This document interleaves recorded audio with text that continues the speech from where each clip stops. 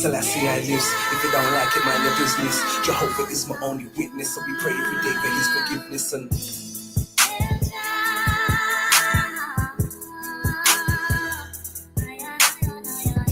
Selassie I lives. If you don't like it, mind your business. Jehovah is my only witness, so I pray every day for his forgiveness. And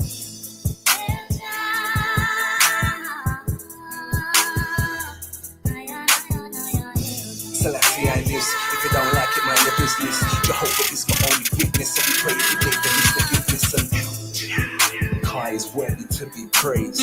5 years I'll be seeing 30 years of age. Never fell I from early in my days. When they tried to pervert me just to work me like a slave. Hell yeah, every step and every stage. Guy that from the fire in the furnace and the flames. Cleansing everything that's dirty in my ways. I'll be hailing him because it's worthy to be praised. It's my mission, it's my purpose, it's my aim. It's the serpents try to convert me, so I bless his name in vain.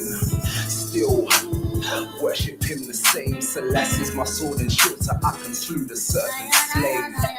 Selassie I live it, King Kings and a Most High image. So there's no need to get too busy. Reigning over all flesh and spirit, reigning over all saints and sinners, reigning over earth all day in it. All domination, no, they can't bring it. Yo, Empress Desiree.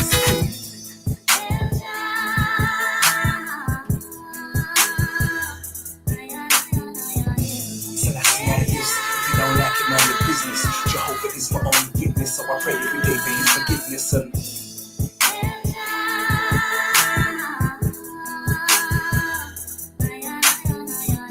Selassie I lives. If you don't like it, mind your business. Jehovah is my only witness, so we pray every day for his forgiveness. And Zion's pearly gates won't be turning me away. I only look to meditate and pray. I don't look out to the stars externally and gaze. Have to save myself because I'm worthy to be saved. God is eternal, ever living life, and we the Rastafari see Selassie I as Christ. Pharisee and scribe sold the prophet out for rice, and deny that I like Peter Job and swat them all like flags. My brother Cain tried to come at me with a knife. My wife baptized me in and out through childbirth back to life. To only give my only born son a sacrifice. Temptation taunting me for 40 days and 40 nights. It was written like the story on the page. Still I made my own decisions as I journeyed through this age. Gave me the wisdom to turn me to a sage, and made me jar messenger for the whole world to embrace.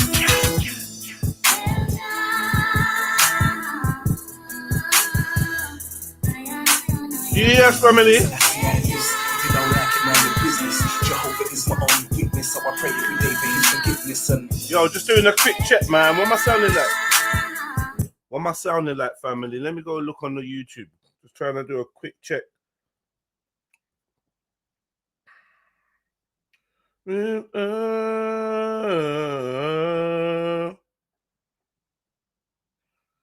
Right. Where we at? Where we at? Where we at?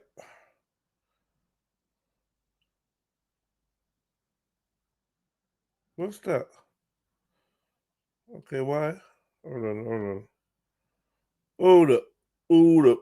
Wait. Some niggas will be doing it. Oh, we don't play. Until the bills come on. Hey. For niggas will be attention. Oh. Big up Firebars.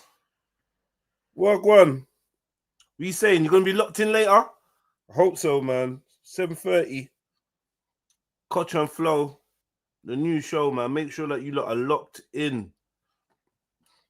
You sounding me? Yeah, no, sounding me. Am I sounding all right? Do I sound clear in that? Do I sound clear? Big up Cheeky Chops. Right, what am I doing there? Right, 1 second. One sec. Right, you all. Alright, that's not working. Live stream. You all. But I'm live now. Why is it not showing that I'm live now? All right, sound is good, yeah, crystal clear. All right, love that, love that. Love that.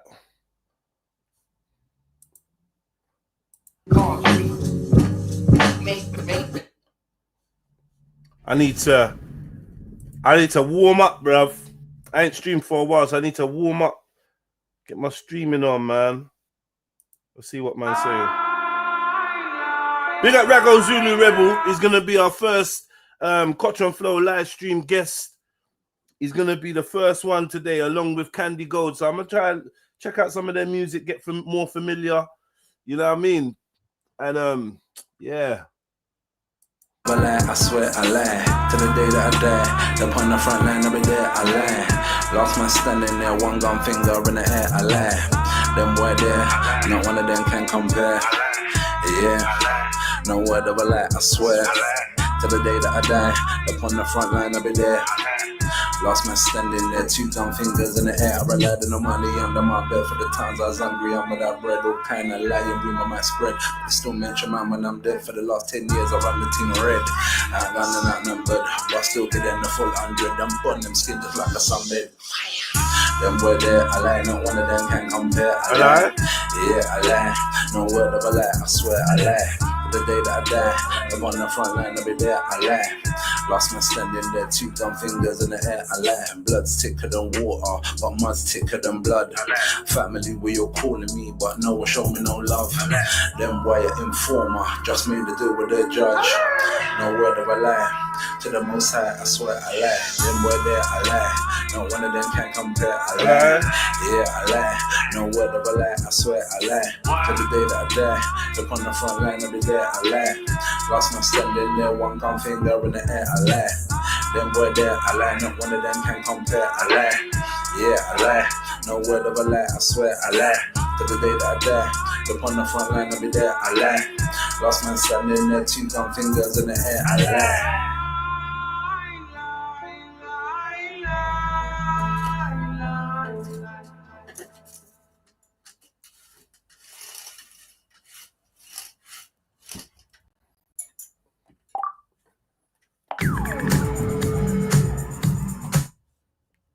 Big up Rago Zulu Rebel, man. Let me spin another one. That one was from long ago. What's this? I don't know when it is that you're going to actually have a real awakening. A real awakening in the sense that we live in the belly of the beast.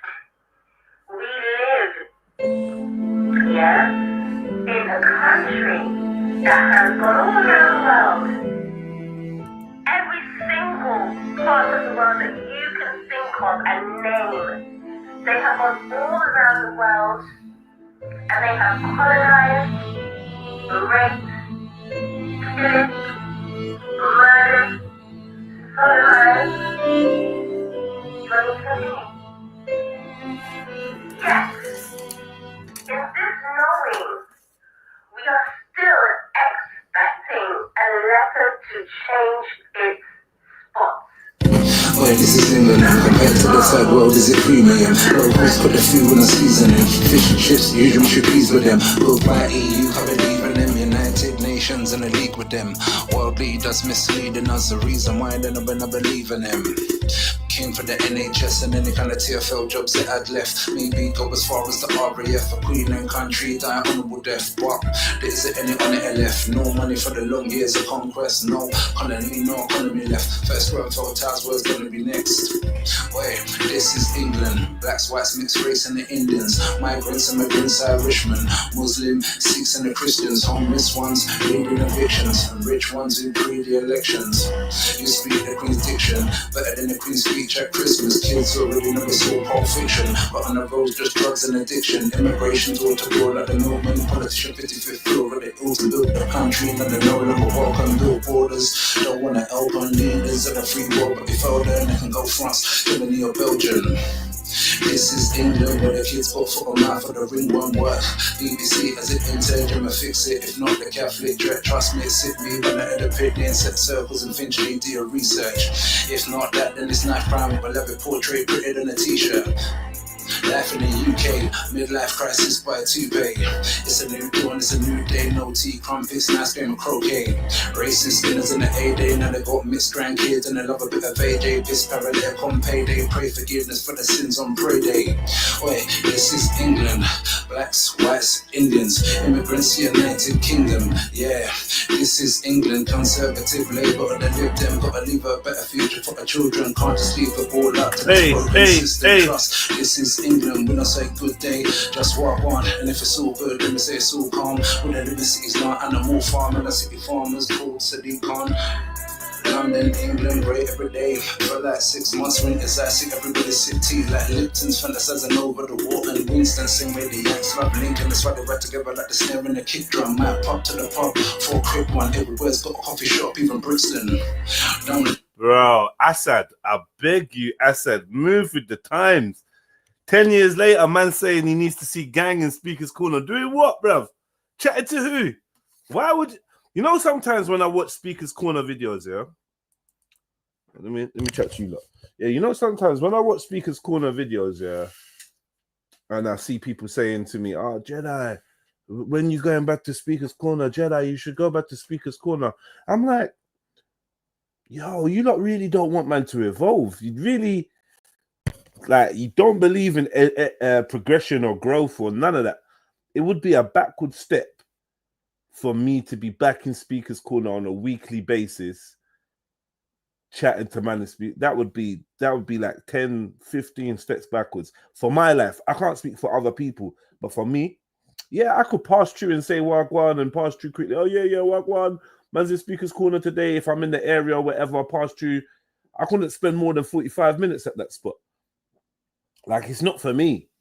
Do you know what I mean? I probably shouldn't have gone there. I appreciate, like, you know, some of the things that happened when I went there. I quite enjoy it, but in general, that space was never really for man. So, you know, people that enjoy the content that I put out there or that the content I was involved in, just go back and watch that, because everyone's moved forward and moved on. Do you know what I mean? And I salute that. I think it'd be a bit strange if man was still spending his Sunday at Speaker's Corner. Like, right, I'd rather go and chill in the sauna and relax my bones and meditate. You know what I mean? Eat fruit and you know, clear my mind and prepare myself for the week of work ahead. I'd rather, you know, take some time out, go for a walk, go for a hike, go to the gym, stay at home, play with the kids, podcast. You know, I podcast on Sundays and shit. You know what I mean, family? Like, especially when I, like, the people in Speaker's Corner, it's not really evolved. You can't say Speaker's Corner's evolved. It's just in the same place. People doing the same thing, the same circular conversations. I don't really think there's a place for me. You know what I mean? I probably should have left Speaker's Corner a long time ago, but I had a love for it. And I thought next week is going to be a better conversation. Next week it's going to be vibes. Next week something. And every time I went down there, I found myself leaving early. That was the beginning of the end. I found myself leaving early and just dusting out and just like, oh, this is dead. And then obviously we all know, I went down there and I had a big incident with some of the Muslim brothers down there. And yeah, that really made me consider what kind of scenarios I was putting myself in, because we all know Speaker's Corner is booky. And I'm like, why are you going to Speaker's Corner? Obviously, I went there a couple times after that, but really it was only to show face. It's not that I even wanted to be there. I just wanted man to know that I can come there anytime I want. Like, please no one think that they stopped me from going there. But it was dead. I think about a year after that, I came back down there, and I was just walking around, and people were like, "Oh, Jedi, yeah," and I'm like, "Cool, let me listen in, let me see what I want." And it was shit. It was proper rubbish, and it was cold. And I was like, bruv, this is a waste of time. I think I've been back there and maybe 2 more times, and it was so uneventful. Do you know what I mean? I was just standing there listening, see a couple people that I know, Wagwan, you good, Some people telling me, wow, do you know what? We first come Speaker's Corner because of you, and I'm listening to like religious arguments, and I just feel like I was out of place there. And I'm a person, as soon as I start feeling out of place somewhere, I just remove myself, innit? But big up Assad. But yeah, man, I think that ship, that boat has well and truly sailed, man. That boat sailed, man. You know what I mean? I don't think it's ever gonna see me again. Like, not well, nah, I'm lying, because I will definitely pass through there, but on a consistent one, yeah, there's nothing there for man, bro. You get me?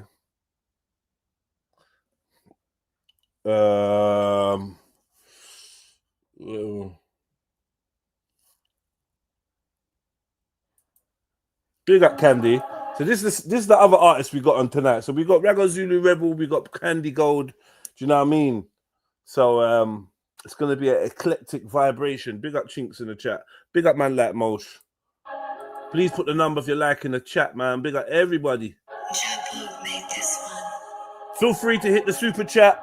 Feel free to hit the PayPal. Feel free to join the Patreon. You know what I mean? If you're rocking with me, join that Patreon, man. Exclusives, early bird episodes, and much more. The live stream's about to start going off on Patreon. Everything I said I'm doing, I'm building slowly, and it's happening. So yeah, make sure you're tuned in tonight, 7:30, for the Cotton Flow show. We're gonna be live, me and Mage Vizo. We're gonna be joined by 2 artists. We're gonna be billing beats, relaxing, chilling, talking, freestyling, rapping. They're gonna drop their hottest 16s, and we're just gonna hold a musical vibe. You get me? So yeah, if that sounds like your thing, then come on down, man. 7:30 tonight. Set a reminder. In fact, if you go to the live tab on my channel, you can see that the show's already set up. So just go and, you know, register your love. Show some love, man. All right, man. Why is she holding the mic like that, though? why is she holding the mic like that? Hey, why are you holding the mic like that, sis? Crazy. It's crazy. Shit's crazy. Hey. Yeah, please hit the notification bell if you're down. If you're on Jedi Online, if you're part of the squad, then hit the notification bell. I need you lot to know when I'm live. You get me? So you lot can come and join in. You don't know it's Candy Gold, come GMO. On. We ain't playing with them. Let's go. Candy. Me and these bitches ain't the same. All the shit that I built that they felt that they could take. Leave these hoes looking silly, yeah, I did it yet again. They don't know to pull their weight, they can never feel my pain. You can never make me fall, little bitch, I make it rain. Why I need to link with them? Enough links is on my chain. Pretty, but I'm got a pretty gangster with a brain. Fuck them, I top boat, they for staying at them lane. If I move this, so then they wanna do the same. Fake page on fake page, give them an update. Watching my buff babe, wishing I cupcake. Pretty, I don't play. Pretty, they know K. Make me find out hoes be on some fake shit, they can't sit with me. Stood out on my feelings, found a bag and they can't get to me. Surely I ain't perfect, I'm the realest and that's good for me. And I'm pretty sexy, little savage and my pussy clean. All this trend setting should have been put me in a magazine. Pull her up. She just got just the right amount of crud. You get me? Yeah? Just the right amount of crud, family. Yeah? I just like the way she just dropped that. My pussy clean. Yeah. Yeah. Yo, you lot make sure, man. 7:30 tonight. You don't know it's Candy Gold, GMO. We ain't playing with them. They know. Me and these bitches ain't the same. All the shit that I built that they felt that they could take. Leave these hoes looking silly, yeah, I did it yet again. They don't know to pull their weight, they can never feel my pain. You can never make me fall, little bitch, I make it rain. Why I need to link with them? Enough links is on my chain. Pretty, but I'm got a pretty gangster with a brain. Fuck them, I top boat, they for staying at them lane. If I move this, so then they wanna do the same. Fake page on fake page, give them an update. Watching my buff babe, wishing I cupcake. Pretty, I don't play. Pretty, they know K. Make me find out hoes be on some fake shit, they can't sit with me. Stood out on my feelings, found a bag and they can't get to me. Surely I ain't perfect, I'm the realest and that's good for me. And I'm pretty sexy, little savage and my pussy clean. All this trend setting shit and put me in a magazine. How they cry for help and puff their chests as if they bad as me. I am who I am, so many reasons why they mad at me. If I was a basic little bitch, tried to block me, couldn't stop me, and that is regardless. regardless. And I'm flyer than these bitches hating the hardest. Haven't sucked up for a bus that made me a target that tells me most of your phase wasn't Spartans. We cast whores. What she say? She got what? Tried to block me, couldn't stop me, and that is regardless. And I'm flyer than these bitches hating the hardest. Haven't sucked up for a bus that made me a target that bitch. What? Tried to block me, couldn't stop me, and that. What'd she say? She got what? Sucked out for a bus, did she say? I'm gonna answer. Let me write this down. Let me write this down. Let me write this question down. She got what? You got sucked out for a bus? You look, when she's jumped on the live stream later, yeah, you look gotta answer all these, like answer questions, anything that's on your mind. You gotta type that because it's gonna be some real interaction we are look upon. So make sure you lot have got your interaction game on. 7:30. She said she hasn't what? Write down what she said, Mosh. Cause maybe it was the patois was too heavy. Big up yourself, Carnito. Big up Uncle Trilbane. Yeah, big up Axum. Zoom. Like, sorry, I need to write this question down because I know I'll forget it. I say, yo, in your tune, enable dictation. Okay. Sure, okay. Not now. Okay. So, yo, Candy, in your tune, find out. You said you got sucked out for a bus? Like, what is it you said? End dictation.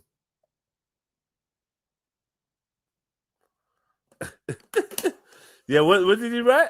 She hasn't sucked something. She kind of cute. Big up the wandering healer.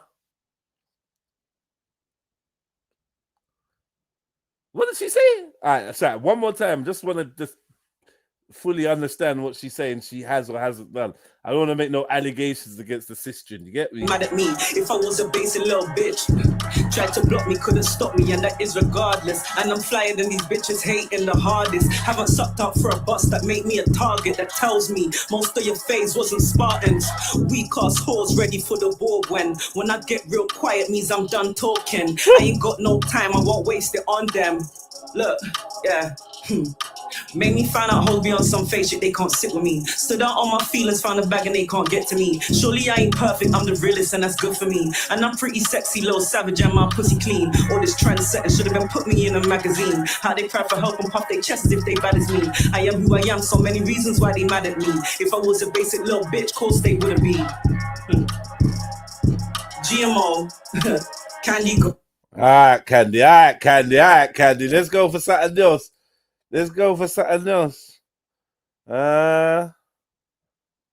Okay, I heard that tune before. Okay, let me try this. What's this? Oh, this is an old tune. Cool. Let's go, man. Let's go. Candy gone. Sucked up, boss up, make her a target. What? Yeah, the B line was hard. What's going on though, family tree? Give thanks. What am I, G? Golden, you already know, and that's the glow. Golden, yeah, you know the glow, and yeah, you know. Golden. Golden. These bitches gon' break me because I'm a G. They sending me hate, tryna fuck with my cheek. Ain't got a gym, I chop you like leaves. Working so hard just to make me some pee. Clap a bitch down, she take. I like the beats that she picks sometimes. You know? She's on a baseline thing. What's this? Zulu, innit? Shaka Zulu in Camden. This place is closed now. Apparently, when this place was closing down, they were just giving away all their items, all their stock, all their like ornaments and stuff. I would have loved that for the studio. Right, let's go. Hit the like button, please, family. Thank you very much.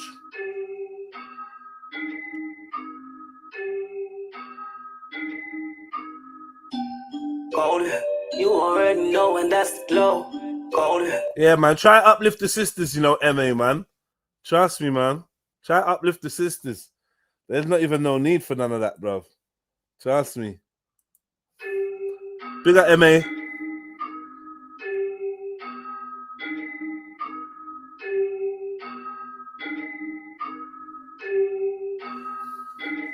Nah, this is my sister, man. Ain't no fuckery going on. You lot show some respect. Hey, hey, Golden. These bitches bitches can't break me because I'm a G. They sending me hate trying to fuck with my cheek. Ain't got a jet, but I chop you like Lee. Working so hard just to make me some pee. Clap a bitch down, she taking my pee. Calling my shooters, but there is no need. None of these bitches ain't saying a thing. None of these bitches ain't saying a thing. One phone, come at the thing go ding. One phone, come at the thing go ding. One phone, come at the thing go ding. Since when yo, me been golden. One phone, come at the thing go ding. One phone, come at the thing go ding. See them, they saw it, me been golden. One phone, golden. You already know, and that's the glow. Golden. Yeah, you know the glow, and yeah, you know. Golden. Big up Dark Light. Golden. Let me like when people say are you back and that, like, bro, I'll be real with you. Yeah. Where's Zulu? Who's Zulu in here? I don't see Zulu. Is that IYE? Is that you, Zulu? Nah. That's not Zulu. Who's Zulu in there? Ah, see him there? I missed you. Big up myself. Yeah, so listen, man, you're not saying I'm back on that. I've been putting out constant content back to back. 7 days a week, I'm putting out content. So anyone saying I'm back just means you just been airing me, man. Oh, live. Yeah, man. I mean, yeah, I'm live, man. You know, I'm live today. Make sure 7:30, you lot are locked in. You know what I mean? Feel free to leave comments on the content that you see. Like it up and that. Join the premieres. You know, I feel like I've been live because I've been doing premieres, but I haven't actually been live. But today, 7:30 is going to be the first of many live streams, and I'm building my channel and my content. So yeah, man. Hope everyone's good though, man. It's been a while. I got to kick it with you lot. Feel free, if you got any spare minutes, hit that link, jump on, man. Be nice to say wagwan. If not, catch you lot 7:30, innit? Wait so diligently, hold resiliency, give them brilliancy, elegant, brilliantly. God's been chilling with me, minding a step on my feet. Kill these bitches, they weak. They need the teeth for the sweet, but that's okay. And also, there's a big difference between live supporters and content supporters. Folks that fuck with my content, don't matter whether I'm live or not, they just fuck with it. I find them more long term.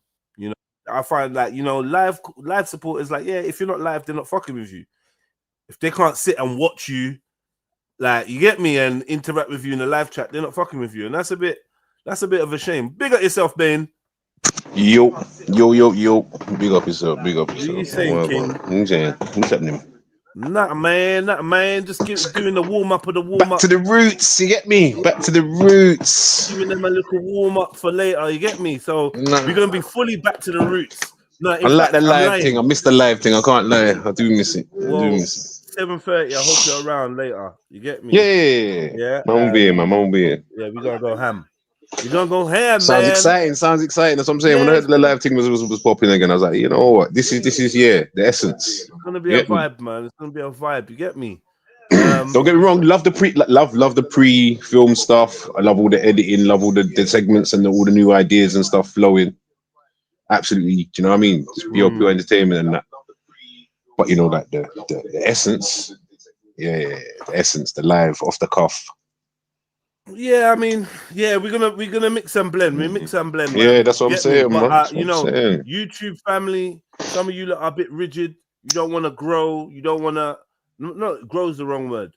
You don't want to evolve with the content and how the content is ingested. Yeah. What you find is people stick to their apps. So Instagram folks want to stick to Instagram. You tell them to go and link you on TikTok, they'll never go.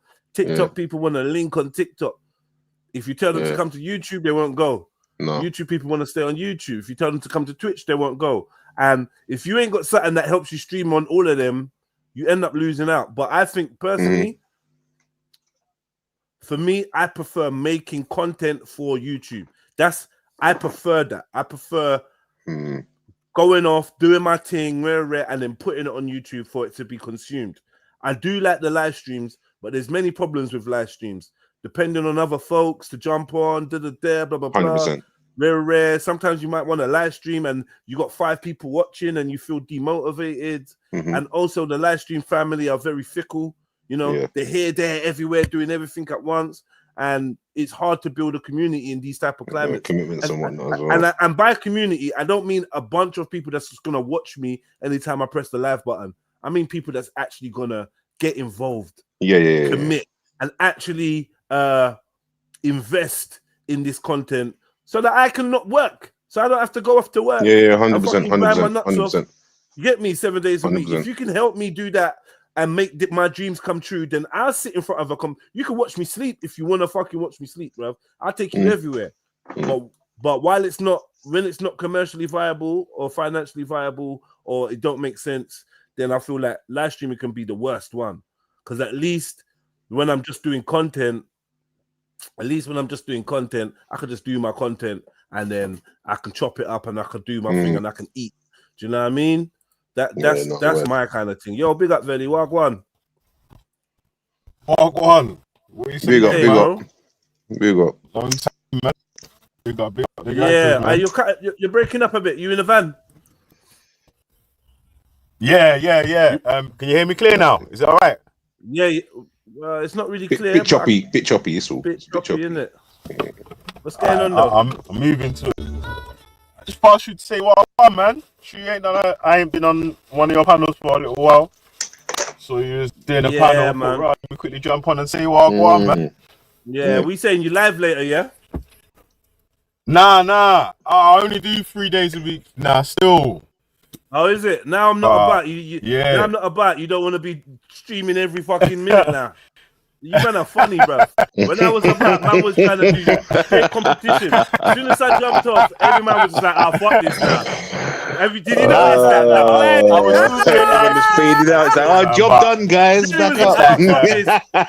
I can't be bothered. Yeah. There's no competition. It's all right. Yeah, man. What days do you stream on? Hey, Jeds. You know, I'm gonna start doing podcasts. You get me, with like with a couple of local dudes in West London and that. You get me. What days do you go live on? Monday, Wednesday, and Friday. Oh, it's like but not this Friday. Flying out still, yeah. All right, cool, man. Yeah. That's a good look. I big up everyone in the chats, man. You lot slap that like button if you haven't already, man. So yeah, I got a live stream going on tonight. Yeah, I'll jump on when you're live still. It's not that kind of live stream. Basically, it's a studio live stream. So all right, I'll tune in. Yeah, we on some streamer business. So I'm gonna be you're putting on my streamer hat, even though we started this shit. I warned you lot, you know. I hope that people that listen to me actually think, you know what, Jeds is kind of accurate when he predicts the future. He's pioneering this thing, bro. I said to man, I remember I sat people down. I said probably about 4 years ago. I said, listen, see this thing that man's doing right now. You lot might not understand the importance of it, yeah. But keep supporting me and help me grow. Don't make some pussy come from out of nowhere and blow up and become a quadrillionaire from doing this live stream. I said it. Now we got Kaisana and this person. Come on, man. We was doing this for how long? Get me? But anyway, we still here. We're still in the runnings. We're not completely counted out yet. You get me? So what's going on over at G Block, man? What's the obviously I can't support G Block. G Block's like, you're my brethren, but G Block is pagans simply because. and I'll be real. The only reason G Block is pagans to me is because Betty has a home there. From any Betty's got a home. Pagan. Betty dashed herself off still. Nah. Betty and Jupiter done a simultaneous. They done a simultaneous removal of themselves still. So why? Yeah, it is what it is, man. You know. Tell me the story, man. Yes, you know, I leave people on the panel to speak and all that. Yeah. And certain times I might even leave them on while I'm going to sleep or whatever. So one time it was quite late. About 1 o'clock in the morning or whatever. Yeah. And I was quickly checking backstage to see if anyone was on the panel, yeah? Yeah. And I could just hear Betty saying something about go and find the murderer, yeah? But she was talking about the person that killed Lady D's child or something like that, yeah? So I was like, I just dashed her off real quick. And I was saying, right, if any of you guys want to join in with the speaking on dead children, like laughing at people's murdered children and this, that, and the other, then you can fuck off as well. And Jupiter said, yeah, well, I want to, so I'm going to fuck off. You know what I'm saying? Yeah, man. Big up Jupiter. That's my Jupiter's my don still. That's my G. Self-sacrifice still. Yeah, it's my G still. But you know that. But obviously, Been through the mill together, man. To give you a real response, I don't. Yeah, big up. Let me stop saying cliche shit. Yeah, I know. Yeah, because I'm gonna say big up Lady D, and I'm just saying it for the sake of saying. Basically, yeah, Lady D is a human, and I acknowledge she's alive and whatever. But Lady D did try to throw man under the bus, and it made me actually really question how far under the bus. You know when people show you who they really are. In the beginning, she was a hater. She was a Jedi hater. I don't know why, but one of the early videos was her saying that I'm a spokesman for Islam. When you used to have an argument and speaking, I filmed that. Yeah, and everyone was like, yo, she's a hater. And I was like, you know what? You know me with my big heart. I'm like, nah, man, she's cool, whatever. She's just in her feelings. And we got She's cool misunderstood again. in that. But you remember like when I went to the Tommy rally, that's when I saw everyone's true colors, how people really feel. So she wanted to dash me under the bus and chat my name. And then when it came out, she was going to look for evidence that I had berated other people for berated Sarah for talking to Tommy, which I never did. We just said that you never really dealt with him properly and you could have been more objective. But she swore down blind that I'm a hypocrite and this and that. So I said, listen. So she said, when she finds it, she's going to come back and holler. A month later, she hasn't found it. 2 months later, she hasn't found it. I even called it out and said, yo, Lady D, like, where's this? If you ain't found that, me being a hypocrite, come and say sorry, innit? Come and apologize, be a big woman. She never done it. So yeah, whatever. Anyway, we all know what Betty was like from day one. So it shouldn't be a surprise that she's got. Nah, it's not. It's not a surprise that she come up with the stuff that she come up with. She's been like that from time, and people. And she's done it multiple times, innit? Right. So when it's what it was, kids, it's just like when it's other people's kids, it's acceptable. But when it's Lady D's kids, now she's got to leave, and I'm like, nah, it's not even that. Hold on. What about when she was talking about my dead mum? Get me? Yeah, the same thing. It's the same thing when she was on Facebook? People in it, like. What about when she was on Facebook? Sorry, or not even on Facebook. What about when she done a whole video going through my extended family's pictures, my little brothers, I didn't even see my them little still. sisters, that are underage. Yeah, she's going through them. She's trying to find my dad. She's trying to find my mum. She's trying to find my grandma, and she's put the whole video. Everyone still fucked with her. Everyone still entertains her, and that's what made me look at quote unquote G Block and everything over there. Rah, man. We could never sit down and bun a spliff, and you got gal that's like, nah. So I just get me. So to hear that you lot finally reached the end of your tether, I get it, man. But she displayed her nasty behavior. True stories. Each time was bad, innit? Yeah, and it's just like, yes, it's live game. If we just keep repeating and just allowing you. Yeah, we got to end it at some point. I get it. I get it. Yeah. You're right. The first time was bad enough. And to the last time, innit? Like, so I'm not rating any time. I'm with you on that. I fully understand that as well. I was just, and like, I was just like, we can't just keep repeating the same cycle, innit? Big up, Miss Sarah. Duck out, come back, there's someone dead, and then duck out, come back, there's someone dead. It's like, we got to run down that, innit? And then obviously, you're right. The other people that's championing and saying, I was just in my feelings. Let's be real. I was just in my feelings. Cheers. You get me? You know the type of person I am. I'm a very. I hear you still, brother. I hear you still, family. But more patient. I gotta talk about your brethren though. Still, your dog. You get me? Like, I don't have many friends, bro. So make sure they're accurate. Make sure it's accurate. Obviously we're firing shots in it. Yeah, it's like, so when I did go over to Jupiter's channel to say like, I want the blood clot you are dealing with. Yeah, she's like. I must have said to her, so what, you wanted this dead kids, yeah? You're a scumbag or whatever. She said, yes. Yeah. I wanted this dead kids, and then Hey, sung a song Jupiter's a about real so one. and so go dig up your kid and all that. You know what I'm saying? Wow. That's dark, man. That's darkness. That's pagan business, alright? I mean, Super personally, pagan. yeah, no, look, let me say, wrong is wrong, right is right. I don't believe in talking about people's dead children. Nah, not at all. Nowhere I'd ever really want to go. I don't know what the back and forth she had with that sister. I don't know, and I don't care.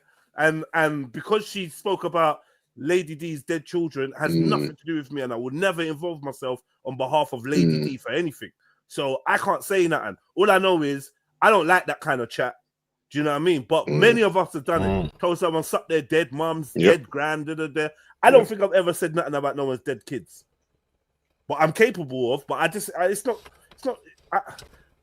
not really in me, man. There's no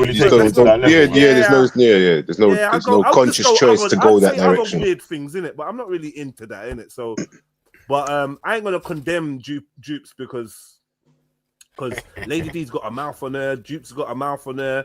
Each other, for real. Betty's got a mouth on her. For real. The only one I never heard saying anything that disgusting is Lady D's brethren. Like, do you know what I mean? I never heard her go into low levels like that. She might be rude and she might say little pussy and this and that, but I think her maturity. I heard Lady D speak about anyone's dead relatives. Yeah. I haven't either. And I haven't heard her say anything that would warrant that kind of venom. But I don't know what was said. I just don't know. Well, nothing. She ain't been there for fucking 3-4 months. I don't know, man. I don't know. You get me? Well, I don't know. You know what I'm saying? I don't know. I'm honestly, I generally just the window lickers are licking too much windows, bro. There's no heartstrings attached to that thing. Like I don't even know how to respond. I'm trying to replicate a human's emotional response, but it's the tear ducts are empty. I just don't know what the facial muscles are not generating a sad face. You're just dehydrated. I don't know what to say because sadly I just feel dehydrated. Let me say something. Me and Jupiter should be doing a podcast real soon. Yeah, that's gonna be fire. Say that again, sorry? Me and Jupiter should be doing a podcast real soon. So that's gonna be fire. You get me? I know what side my bread's butter done. Right is right, wrong is wrong. But one thing I will give Jupiter is that she stands on whatever she says. Like once I got to the point and I realized, you know what? It's all. Yeah, that's not always a good thing, though, right? I'm something that you know is definitely I hear wrong. you, but I do have to respect the honesty. No, but I have to respect the honesty. You know what I mean? Just 100%. But she stands there. You know what I mean? Now I give it to her. She stands there, man. She's done it for years and years. No, Jupiter. Whatever she says, she stands on. She stands on it. Like that's. And I've seen her change. I just know that she ain't talking about everyone's kids. No, 100. Like if we're gonna be fair, yeah. I don't know. Let me not count. Let me not chat. Because I'm going to say some shit and I'm going to be wrong. And the people are going to be like, Jedi's defending the white woman and not the black woman and all that bullshit. Like, even though there's no allegiance between me and Lady D. Lady D is just a human that I've met before. So I don't owe her nothing. And she don't owe me nothing, clearly. So it is what it is, man. I couldn't give a fuck. You get me? I couldn't give a fuck. I couldn't care. You get me? But back to Betty. Let me go back to Betty though. Forget Lady D, man. I don't give a fuck, man. Big up Lady D. Is there a big point for you before you go back to Betty? Go on. On the same topic here. If we take out characters or whatever, it's like however we feel about people, we're not really. There's not going to be many situations where we're going to be championing someone talking about digging up so and so's dead kid, go and dig up your dead kid and all them sort of things there. You know what I mean? Like more times people would like frown upon. I just think sometimes try to associate themselves. Nah, I just think sometimes comments. When you act like you've got the wickedest mouth, and you think other people are not allowing you, you might get proved wrong, innit? Yeah, because like I said, the same woman that turned around and was like Jedi's dead mom, Jedi's bullet, what's it? Jedi's mom's bullet-ridden face. You know, we sat down and live streamed with her. No, but you know all live streamed with her and ran content and made right now, though, bro. No, wait. Everybody was aware of the gutter level she was going, right? Talk about man's family, talk about man's kids, talk about man's dead mother. No one cared. And I get it. Why should anyone care? It's content. Yeah, I'm just live streaming. I'm just contenting. Yeah, that's my brethren, but it is what it is. So I adopted that attitude, and I just think, you know what? It is what it is. That's why I can't take sides in them personal arguments. Jupiter said nasty, hurty words about Lady D's kids. Okay, there's nothing I can do because no one's boycotting Betty when she say nasty words. And I'm not asking no one to. So, like, I just feel like, yeah, from I remove my emotion and full sense of allegiance with people. Once I started seeing clearly when the rain was gone, I realized it's all just content. So just like whatever. Do you know what I mean? Betty all came to TikTok to come look for me. Started trying to comment and that. Like, fuck off, bruv. Like, leave me alone. Move, Insta-ban, man. Yeah, just move on, bro. Move on. Block up. There's no energy here for you. There's nothing here. But people was happy to sit down with Betty and have 4, 5, 6 hour long conversations and kiki with her. So get me. You lay with dogs, you get fleas, and this is your fleas. Enjoy them. Leave me out of it. Get me. Big up Lady D, man. Big up Dupes. Do you know what I mean? It's all content. Smile and wave, smile and wave.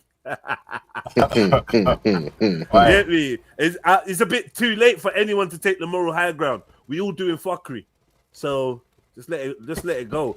But yeah, I agree with you. I agree with you. Yeah, Lady D and the tragedy around her child and that shouldn't be mocked. In my opinion, in my little rule book, I would never mock that. I can't tell other people how to fight, and some people fight dirty. And I know Lady D thinks that she fights pretty dirty. I don't know I don't even know if there was in a fight when it happened. People saying that Lady D wasn't even around. She wasn't even there, brother. Oh, wow. She had been on the panel for at least a month or two before the comments was made. So there weren't even really no need to even be going in on that. So anything to do with her or the child that's murdered and them things, you hear me? So is this one of your rules now that you don't mock the dead? I was just saying that, bro, differently. The levels keep getting lower and lower, innit? Like, and obviously, man's really trying to get people on that can challenge the points that's man making, rather than like spazzes coming on and just licking. Actually, have a conversation rather than a fallout. No, I hear that, man. Just bare whiling out and just bugging out. I hear that, man. But you know, people have spazzy and what is it? What do you want to call it? Some people have episodes. So you might have a period of time where they're calm, innit? And they're just like, do you know what I mean? They're kind of semi-normalish, friendly, calm, and then they'll just have an episode and they'll just spaz out. Like, just, yeah. But sometimes it's like they bombard all at the same time. Like all the like one after the other, yeah. Someone will come on, have an episode, that'll be that, and then do you know what I mean? Like then there's a bunch of them just all of a sudden just turning up all day long. Yeah, trust me. Sessions where we're drawing each other out onto the live stream. Registration was open. Betty up.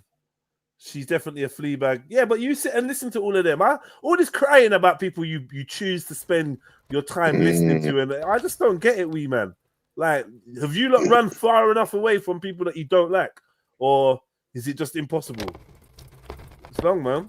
Everyone knows Betty's sick, and everyone knows that Jupiter is capable of going as low as anyone else. So I don't know. You're capable of it. Big up, man, like Jade. Pure witchcraft for Guan Jade. Witchcraft about witchcraft. So, in terms of G Block, Veli, is it?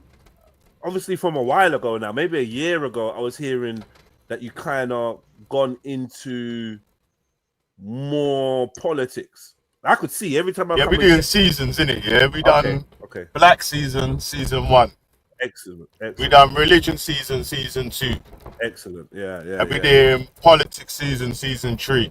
Okay, yeah. And what's happened is that in season 1 and season 2, when people was able to jump on and make their criticisms towards the black community, towards the religious communities, Yeah, they was loving it, yeah. That was all good. Yeah, that was all good. That was all good. Yeah, it's all good. I can come in. Yeah. That was all good. Yeah. But now we start talking about politics and far right and left and blah blah blah and this, that, and the other. Like it. And a lot of people have realised that I'm gonna have to categorise them as far right for a lot of the wild views that they're upholding and rolling with. Then one start balling now. You get me? So I've got like 10 Olympic-sized swimming pools filled up with right wingers, far right tiers. I look like Kool-Aid. I just add some rum in that and make it a rum punch pool. You get me? Some sugar. You get me? Yeah, there's enough sugar in there, man. All them men have got diabetes. So what is it? Is it like mainly there's a lot of like the righty perspectives are getting challenged? Is that what it is mainly, or is it equally left and basically? So there will be a report. Or so previously before, you know, like when we was doing gang and everything and all that, yeah, we used to speak about stuff like institutional racism within the police, right? And people used to come in the comment section, jump in the panel and say, you have no reports, you have no this, you have no evidence of that, it's just all your feelings, right? Remember people used to say that, Jets, yeah? Yeah, and then and then the birth of two-tier policing happened, and now they're all with reverse roles, right? It's not even that, bruv, yeah?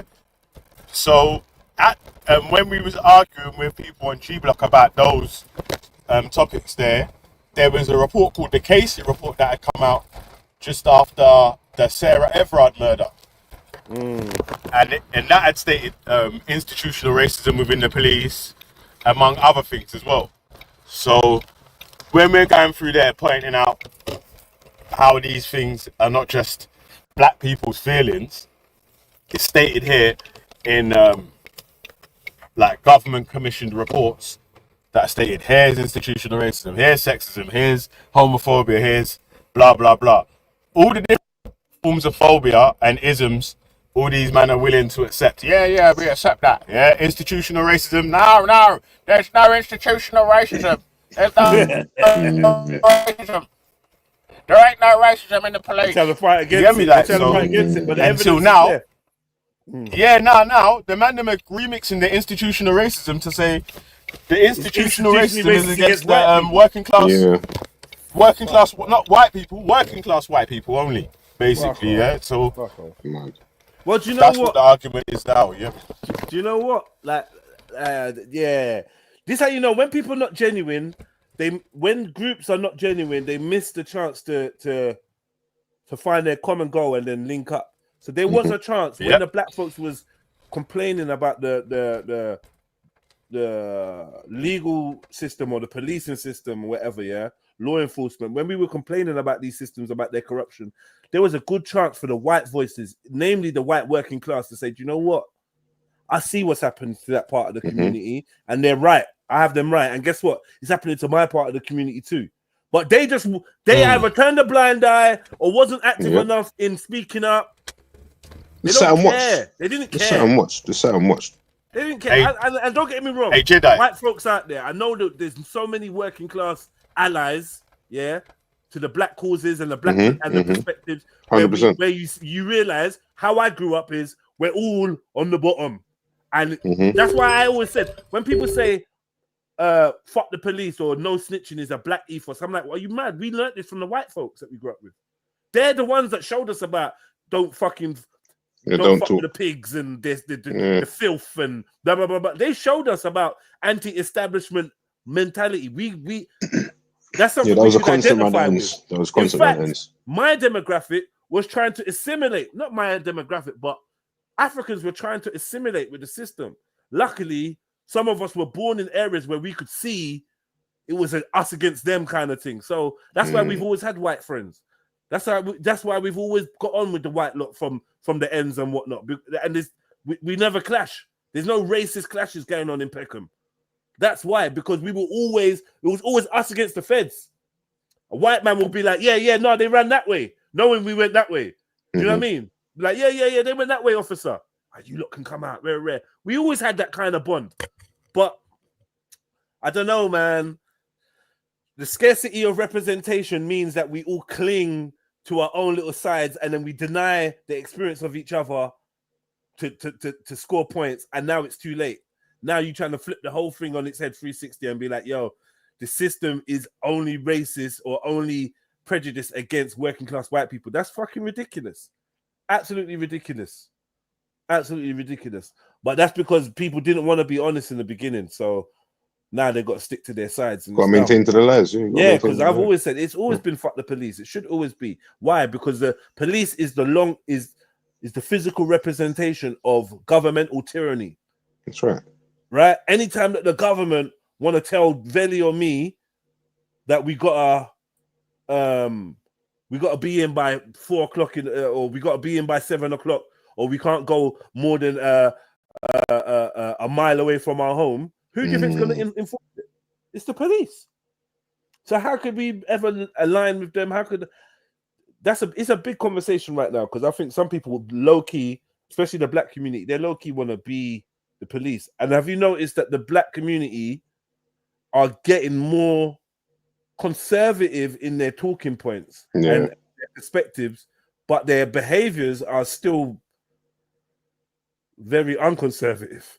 Yeah. You understand? Because man's like, yeah, the police and oh fuck this. You know, like if you go on one of them shoplifting videos on social media, just go on any shoplifting and look at the comments. You see black and white condemning the thief, and I feel like this shows a shift in our social perspectives, where some of us actually think that we're actually British. Some of us actually fucking think we're British, and they fully take on they fully take it on. Bro, they fully take it on. Bro, like there's a video I saw yesterday of a man shoplifting, and the black comments in there was just crazy, because I'm like, are you not dumb? Do you not know why people are shoplifting? I saw another video today about a man bumping a train, and he's got this white reporter guy who's gone to a train station. I think he went to Stratford train station, and he's gone to say, like, look, so many people are bumping the fare. He said 1 in 25 people are bumping the trains, and we need to do something about it. And it's a liberty for all the other people that pay. And I was like, are you not crazy? Bro. Our mayor, the mayor of London, just said he's going to bump up the already teeth congestion charge to £18, bro. To 18 fucking quid. £18, bro. It might be you that sent me that, you know. I think it might have been. Yeah, £18, bro. And then you it's not a wonder joke. why man is trying to steal potatoes and bread and trying to squeeze through so he doesn't have to pay fucking £6.50 to go like 4 stops. Trying to earn enough to cook a meal, that's all. What do you expect? Have you all of a sudden created a wealth of new jobs where everyone can get paid? Like, what do you...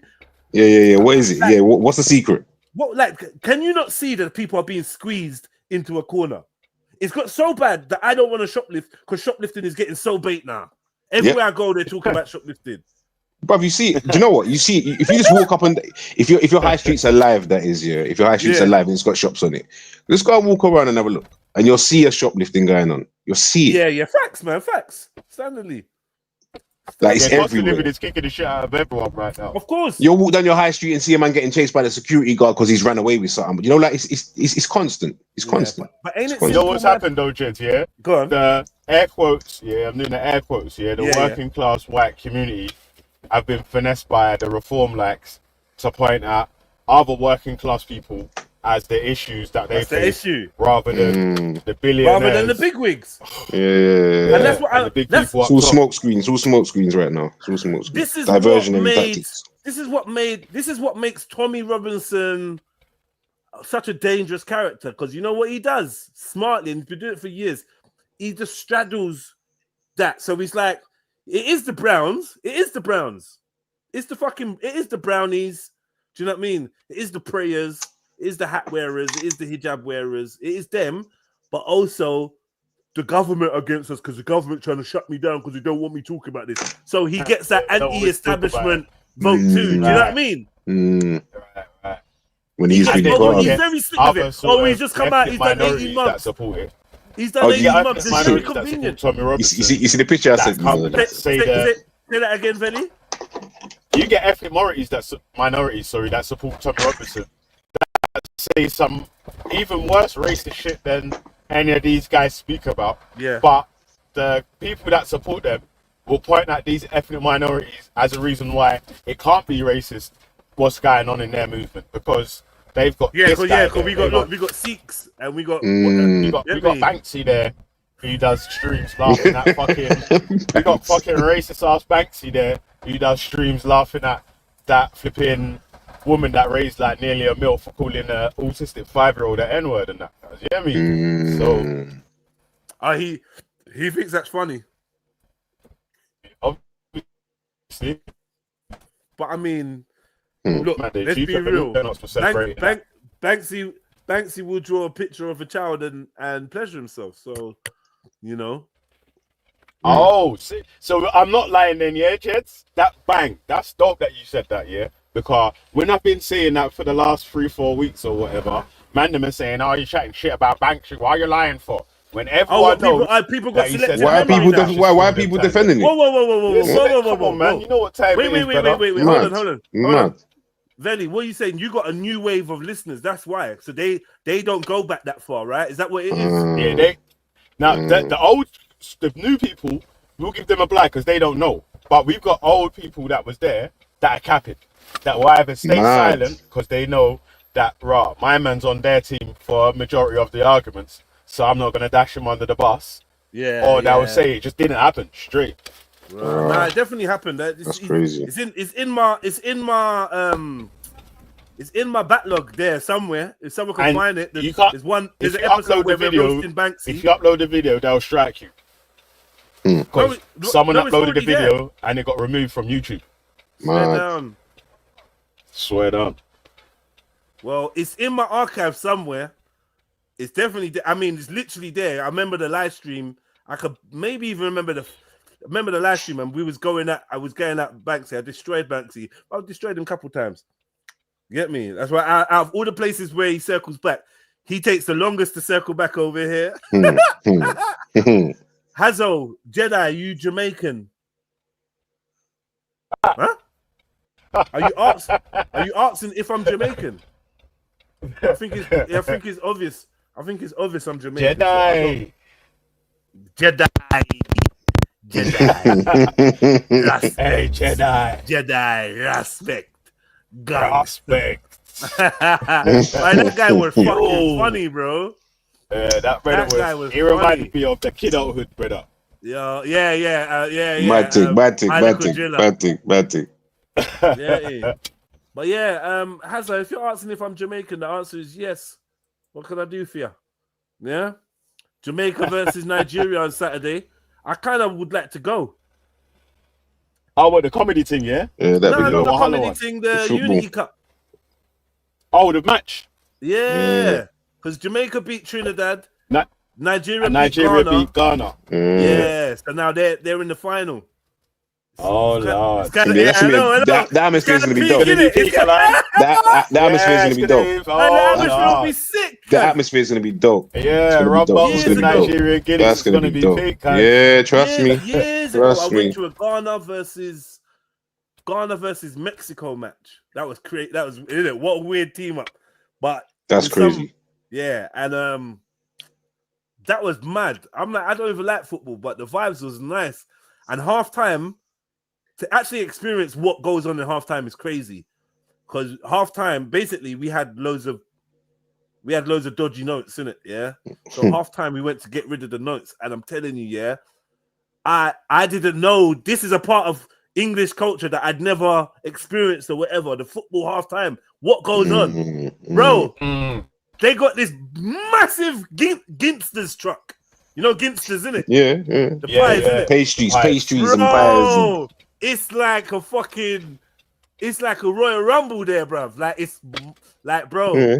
Everyone's getting their eats. Yeah. White man love their pie, you know. Trust me. It's a staple. It's a staple. Because there was better white folks there, even though it was Ghana versus Mexico, yeah. There's better white folks there. And the Ginsters It's football. It's football. Yeah, it's football, innit? It's football, man. And I'm like, yo, this is crazy. It must be a vibe. My brethren Tizza, I think he goes to all the Arsenal games. I think he goes to every Arsenal game. He looks like he's got a season. He's got a season because he's got a season. He's got a season ticket. Yeah, 100%. It looks kind of lit. It looks looks kind of lit, man. No, but like I said, like watching a football match to actually I be remember in there stadiums in the are alright atmosphere, still. there's two different things. It's two different things. And again, international matches to a domestic match are two different things also. Like international matches are just hype. Like they're just I done my hype. apprenticeship there. So I'd Who's this? definitely suggest anyone to go to Bro, international. Khan, what? 50-year-old schlong. Is that? Is that? What's the profile picture on that? Let me just answer it that way. Anyone see that in the chat? What is that in the profile picture? No, not been Don't make me looking. draw Not for been my looking. glasses. LAVA. LAB what? LABIA. No, is it lava? LAVA. Lava. Yeah, probably. Like the them man tones, there- I can't see it clearly, but Them the man tones, there trying some weird shit. yeah, the tones. Oh yeah, do you know what? Actually, that's like that's a toe picture, bro. You might want to dash that still. Mad. It's a Just toe. type him with a camel toe in that, cause he's going mad. Oh, is it? Mad. Yeah. Yo, Yeah, a raw one as well. yeah. If anyone could just get rid of them. If anyone could just get rid of them, that would be nice. Just get me. So man's saying you're schlong, Khan, but he's got a vagina on there. Mad. It's like a poem. Big up Jess. Big up KJV. Quick up before I leave. Hey, listen. Let me ask you something, Veli. Veli, do you still get porn bombed? I haven't been for ages still, but true stories, I still cover the screen in it, man. I'm still covering the screen for me, man. Hey, you know what? I don't even think I could cover the screen because I don't think I've got a. I swear they're not letting. Nah, you put your picture up as main picture. Okay, that's the way to do it. Yeah. Put your picture up as main picture. How much is Adamant, StreamYard put your nowadays? picture up as main. StreamYard seems like it's got rich and switch now, man. Yeah, true stories. I stopped paying for StreamYard a little while ago as well, still, man, because yeah, me too.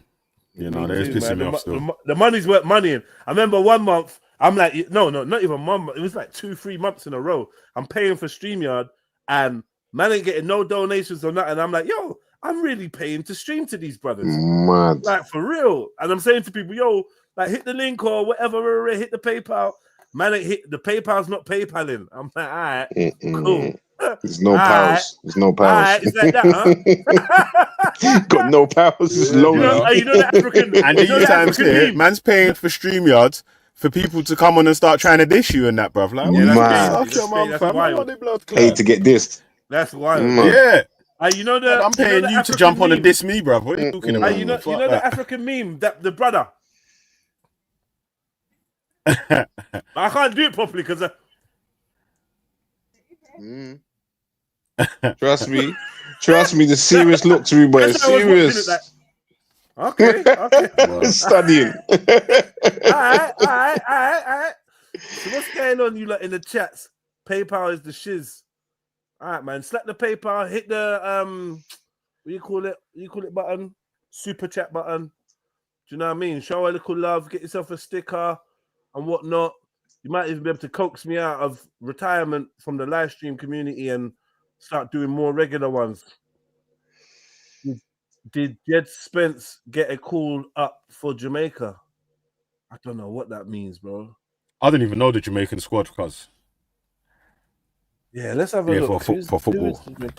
It probably is the first team because who we kidding? Jamaica ain't got a second team, have they? Boy. Hey, guys. I don't think Nigeria has either. I don't think Nigeria has either. But Nigeria. Hey, wait, hold on, Jeds. Let me shout you out though, cuz, man. That your Speakonomics your series, man, doing good still, man. Big up, bro. Big up. Man. Fucking the mixed race one, the Justo one, yeah. We've got some bangers out there still. Some stuff I've got in the pipeline and things coming. I need to catch up on the one with South still. Let me see this team. Yeah, that's was a deep one. That's a deep one it was still. semi-deep, but true is the man. It was semi, but yeah, lighthearted. no, but My for man everyone was else, it's really gonna playing in. yeah. For everyone else, it's gonna man. It'd be alright. Yeah, I mean, it's a good one for you, man. Still, that's cold. It's cold. Hey, you know what's annoying Alright. as well? Yeah, it's when these pussios on an anonymous account try to call you a pussio. It's like, brother, you are hiding your whole identity trying to call anyone a pussio. It don't even make sense. What Luke are they talking about though? Which Luke are they talking about? Base Luke. Oh, is it base Luke? Mm. Okay. Yeah. Now, why are you not sharing? Share this one instead. I mean, you can't really see him too good. Hey, Cole Barber should play. They look young, man. This can't be the team. These man look young. Why they look so short? A few of them's from like a championship and them thing. Brother, why they look so short? That's why they look so short. No, bro, am I getting shit or something? Like, what? Hold on, let me get into this. Quickie. It's a quick youths, and short quickie. Why they look so small? Do you think small people are better at football? I do, you know. There's definite examples. You're seeing the under 6 footers. Do you know what I mean? Like, yeah. Do you know what I like mean? Eden Hazard and them man, they were moving mad. You get me? Del Piero. Yeah, very short guys. Reggae Boys Gallery, brother. Hey, Steve McLaren's the manager in it for Reggae Boys now, isn't it? Yeah. The Wally with the brolly. I'm not lying, yeah. Why do the man them look so fucking bro? I don't know, bro. Yeah, Leon Bailey. No. Yeah, Leon Bailey, man. It's Leon Bailey, bro. Oh, that's Leon Bailey there. No. In that picture with the two, yeah, that there. The one on the left. One on the left is Leon Bailey. And what is he? Is he like? He's a full blood Jamaican talk patois. You know, like yeah. His dad like just paid for him to go training and that. He went to Germany. He done well in Germany. Now he's in the Premiership. Do you know what I mean? Like he's a good player, man. He plays in the Premiership over here. He plays at Aston Villa, I believe it is. You know what, Bane? I didn't know. Hey, Jeds, I got to jump off here because I need to go and do some work, man. But I'm going to listen in, yeah. Big up, brother, man. Big up, man. Big up. Nice to catch up. Big up the people them in the chat, man. See you less. Yo, I didn't know you was a football man. So, yeah, I got some. This is one of them ones, isn't it? Yeah, it's like you know who you chat. You know what I mean? Like, yeah, it's fine. It's cool, man. There's no point in me chatting to them. Do you know what I'm saying? Like, hey, I respect that. It's just, and similar. It's similar with South, isn't it? Like South, he'll visit me and then. All right, cool. We know we can chat, innit? We know there's no football. Yeah. It's fine. Everyone's got their thing, and okay, it's mine. Okay, I know that black don't crack, but these men are looking under 18, cuz. Like, yeah, but these are young G's though. Like you have to understand, like these are like so. The Jamaica team now are like made up of mainly, or not mainly, but yeah, bruv. Because these are the men that came up from when it was like 17, 18 into the yeah. Fair enough. They won like the under 21s and all them. You know what I mean? These are so what guys that make you short? God, these man look short, bro. Do you know what? The shocking thing is that me working at the football stadiums, most of the players are actually tall. Most actual football players are tall. Yeah. Like there's some really tall teams out there, like bro. Like there's really lanky, like everyone's 6'5" and 6'4". Let me humble myself before. This looks like one of my ex's baby fathers. I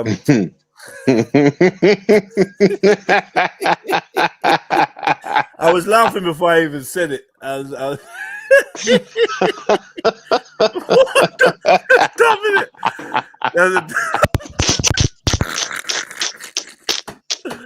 Oi, let me leave it. Oh, man, them, you know. Oh, man, let me leave it. You know.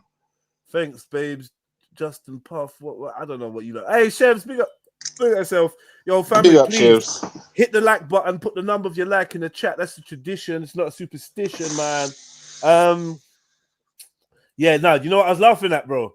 I was like, let me humble myself before someone said, "Hey, Jedi, show the Nigerian football mad, team mad, website." Because I don't know what we're gonna find over there. Red Earth and that.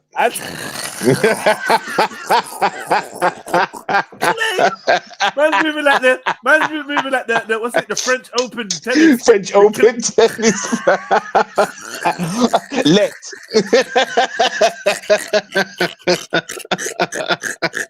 15 love. Sponsored by Rolex. Deuce. Must say deuce. Mad. You get me? Advantage. Hag tour everywhere. You get me? Nah, say that. Man said red clay, you know. Tag her everywhere. Yeah, man. I'm scared. Yeah. I'm scared. I'm gonna look offline and see if it's suitable. Like there won't be a net on the goal. Oh my goodness! You know what that man said coats. Man said coats. The goalposts. Coats. Man said the national team training with coats. Couple gazelle just jumping in the background and that. It's crazy. It's crazy. Mad. It's crazy. Stop it. It's crazy. Stop it. Now I have to go and look though. Still crazy. But big up Jamaica. You lot's site looks good, man. Looks good. Anyone? Any requests? To be fair, because there's been a lot of there's been quite a few of like Premiership and Championship players that have been pledging their allegiance to Jamaica. Yeah, it's been helping them a lot. To be fair, do you know what I mean? And that's a good thing. Okay. Because said, yo, it's funny. It's funny. Certain man said, certain men that play in Premiership teams. They said, I'm going to my name for Jamaica. You can't play for England, innit? Once you choose, you're done. You have to play like I think it's like, is it 5 matches? So can they ever come back to England and play for England? You can ask for a transfer. You can ask for a transfer because even you can ask for a transfer. So I know this. I've seen some professional players change nationalities from French to Spanish. Let's go on a deep dive, man. Let's see. I don't even know what the Nigerian football team. What's that? Have they got a nickname?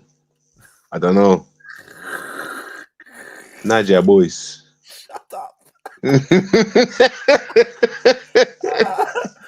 National football team. Let's see, bro. I promise you, I'm looking first, and if I don't think it's suitable, you like. Oh, mad! Nah, man's been screening. We're screening. Yes. Yeah, we're not blind testing. No.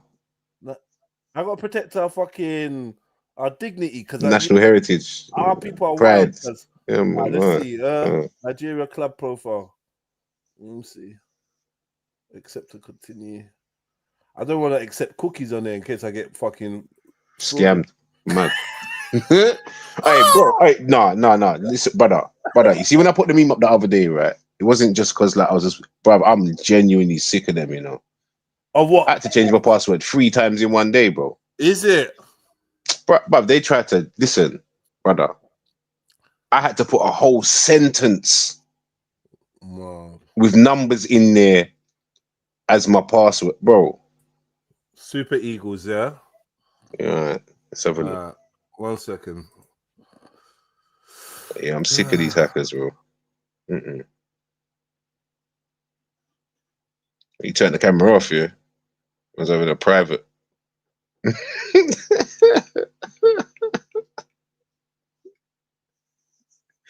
the exclusive screening. I mean, timed release.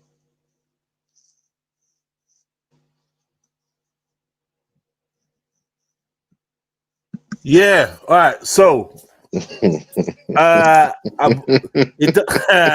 unfortunately, it doesn't seem that we.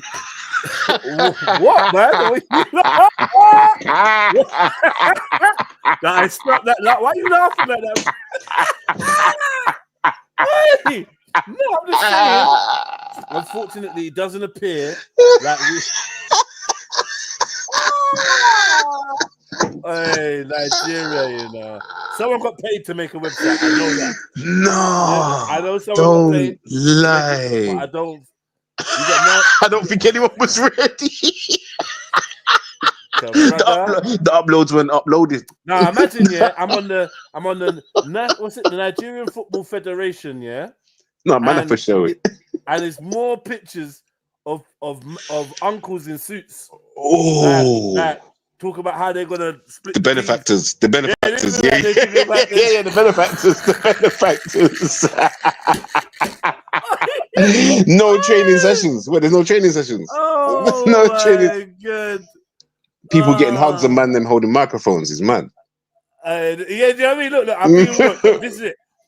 I don't know if this is.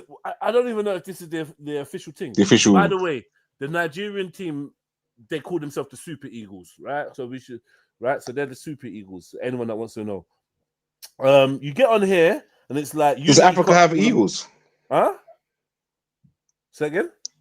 I'm trying to remember. Like does Africa have eagles? Nigeria, like we call Nigeria's national animal, whatever, is the eagle for whatever reason. But yeah, so we must have eagles. Nigeria's thing is the eagles. We call the eagles Super Eagles. Ghana's the Black Stars and whatever. And yeah, obviously Jamaica's the Reggae Boys, which I don't like. You know, I don't. I don't like that. I don't like the Reggae Boys one.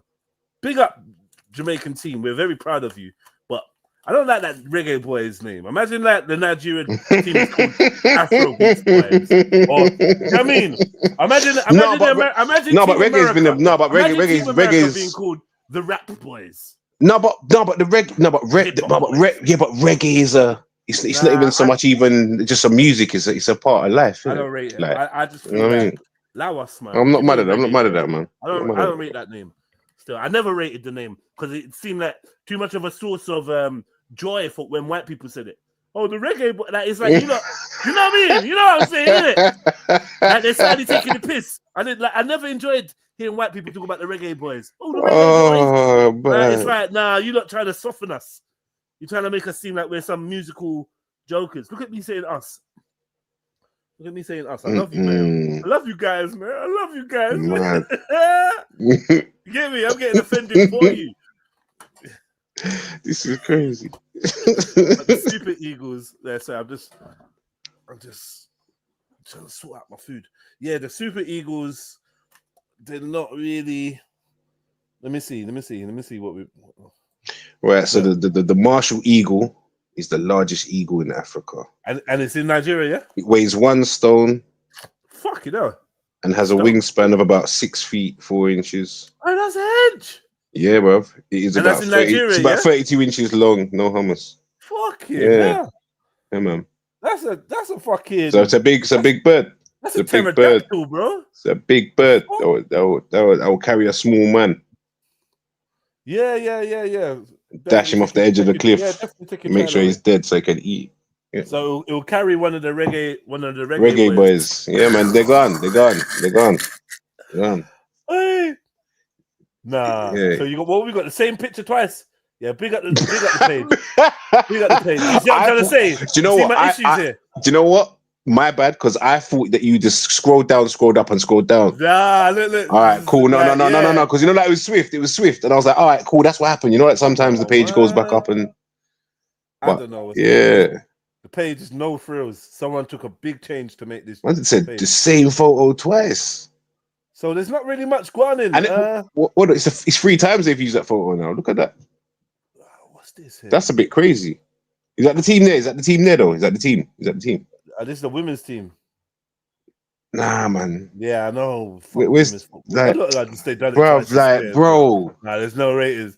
If you're like, and I'm not gonna be rude or nothing, right? I've watched women's football, but I'm just saying, like, if in general in women's football, yeah, if you can shoot to either side of the posts, the furthest, you've won. Basically, there's no woman that's tall enough that can save or jump that far. Yeah, it's impossible. Yeah, they're trying to proper gas women's football and it's like, yeah, look, not to get all conspiratorial, right? But you know, there's a reason why people are even being asked to look at women's football more now. It's just to coincide with the whole women growing dicks thing. They want women to grow penises. Normalizing. Do you know what I mean? And whatever.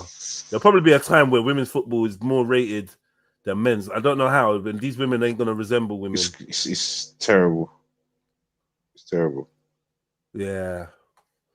Yeah. All right. So, I mean, I can't say this is the official site of the Super Eagles, but whatever's going They've on got more here, pictures of sponsors than they do of the actual team. This is yeah, crazy. yeah. And I'm just seeing symbols for cars and shit I and don't other know what's stuff. Yeah, going look, on look. there. What all day? What are all Career and those? jobs. Morocco 2025. Flamingos step up preparations as Algeria's under 17s contingent flies into Lagos. I hope our girls are not called the Flamingos. I hope that I Mad. really proper pray Mad. that the proper pray that they're Yeah, not but good at. us. Okay, what's this? See, I This don't is even a, want this. to talk bad on the Nigerian women's team, but Yeah, please, man. This is a. What's I've seen this? some pictures that are very suspect. What? I'll do. Of the women's team, nah, You need to stop. bro. Stop what you're doing, bro. Stop what you're Alright. doing. If you're going where I think you're going, stop that, man. Alright. Alright. Hey, what's going on there? Like, this site don't even make sense to me. It's just dead. Where is national? Like This is a football. Nah, yeah, come on. Nah, that, let me find the Super Eagles website. that might be like the Nigerian Football Federation, but it might not be the football national. No, but I'm saying the football national team. You're trying to get the national team site. Yeah, Super Eagles of Nigeria. Results. We don't have a website, cuz. Is it Insta? We don't have a website, but it's all good. That we've got to have a website, no? What you think in 2025? That's that someone's cousin must have been able to do something.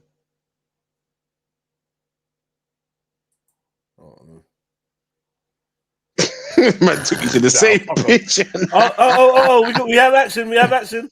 No? We got training picture. All right, say nothing. I think at Nigeria. Nah, same training picture twice. Nah. What is going on? Oh no. Cool. All right. Okay, they look just like the fucking Jamaicans, bruv. Mad. Tiny, cuz. Mad. You got Osimhen though. You got Victor Osimhen, read boy. Which one's that? The one in the back with the pot noodle hair. This one. Yeah, him. He's sick. He's a cold striker, bro. He's a cold striker still. But he just hasn't been performing internationally though. Do you get what I'm saying? You got like, look, there's South on the edge. Yeah, what's South trying to do there? South on the edge. You get me? South on the edge. Yeah, man. Hey, see the guy, the little guy under that's in front of South. He's cold as well. Lookman, yeah, he's sick. No, the other one, yeah, the one, but yeah, the one with the dreads, the hair, yeah, he's sick. He's cold. Oh yeah, and there's what's his name as well. Look, from Arsenal. He used to play for Arsenal as well. So basically, they're gonna whoop couple Jamaica, man. They got couple man.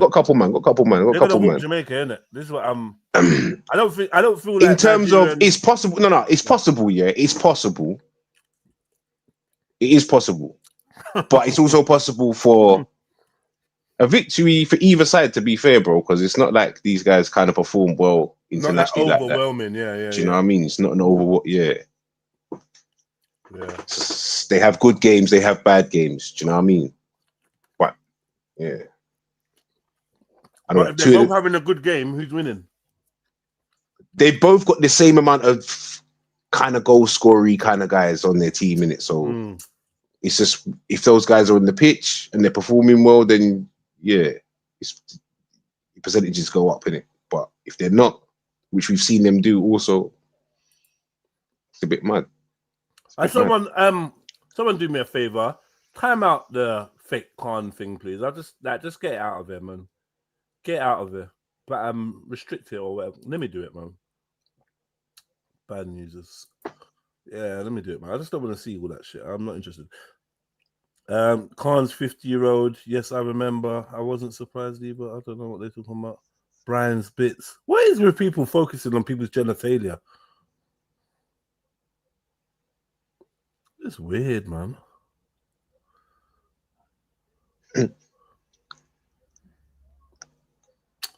Where's my people in the chat? I don't want to see all this rubbish, man. Big up Malcolm. Malcolm says, "Yo, Jedi, Nigeria will smoke these Jamaicans." The way you said these Jamaicans, I can't even join you. I just heard it. I can't even join you on this, my brother. You get me?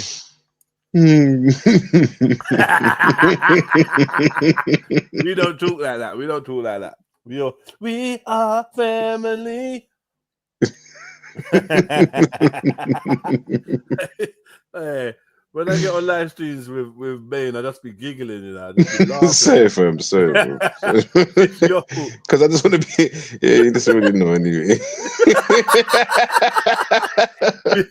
We just trying to hold it down, you get me? Yeah. Well, Axum, what's going on, sis? What are you up to? Right. Anyway, this was only supposed to be a short live stream. I ain't going on forever because I'll be live streaming from later on. Yeah, so I'm just gonna have a chill out, warm up, spar. Just sparring remind you, look, I'm here, man. I'm about. Hit the like button, hit the notification bell, please. You lot, do me a favor. All of you lot that are now watching, just hit the notification bell. It's right there. Wipe your feet on the way out. Like up the thing. Where is the notification? You know what I mean? Where do you find it's right next to the as soon as you bring up the bar, it should be at the end of the bar.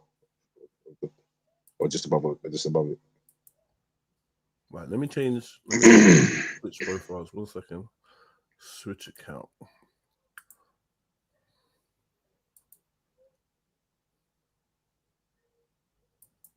Yeah, where's the notification? Oh, yeah. Right next to subscribe. Yeah. So right next to where it says Jedi Online and it says 5,078 subscribers, it says subscribe, or it should say subscribed, and then there's a notification bell. Hit the bell, man. Hit the bell and just say, "Oh, that way, whenever I go live, at least your phone just says, "Oh, Jed's is live." You can hear it, but now you know, rather than missing stuff. Fax is still alive. He sent me a message. What? Yeah, Fax is still alive. Nah, that was alive. No, congratulations, man. Oh, you're in that fuckery, dude. Congrats on the continued heartbeat. Rude boy, what you talking about, bro? You're about, yeah. Well done, man. Bad man. Talking about. He's bad man, bro. That is cold. But anyway, yeah, he sent a message, right? On an old ass fucking live stream. It said, Jedi. I was told Larry Hoover was coming home. GD growth and development. That what happened next is unity with Bloods and Cribs, he's written. Cribs. Hope you well, much respect, facts, or the TikTok was wrong to say that. What's he watched on TikTok? I don't know, man. He's not well, bro. He's been going on about TikTok for how long? He seen me on TikTok once, and he's like, "Yeah, Jedi's on TikTok." I was like, I don't know, man. You get me? I don't know. So what you been up to, Bane? You should have come to that thing, man. I know, man, but yeah, he was mad. He was mad because I got the change later on in the daytime. You know what I mean? It was like, no, it's too late. No, that would have been. That would have been good. We're just walking around that spot, like. Yeah. You look nice. Bro. You look nice. If no one's listening, bro, it was corporate building, you get me? Yeah, it was dead, man. It was dead. It's just like the shape of the room looked nice. You know them ones there? Yeah. Hey, listen. D knows not to take me nowhere. We've gone there now.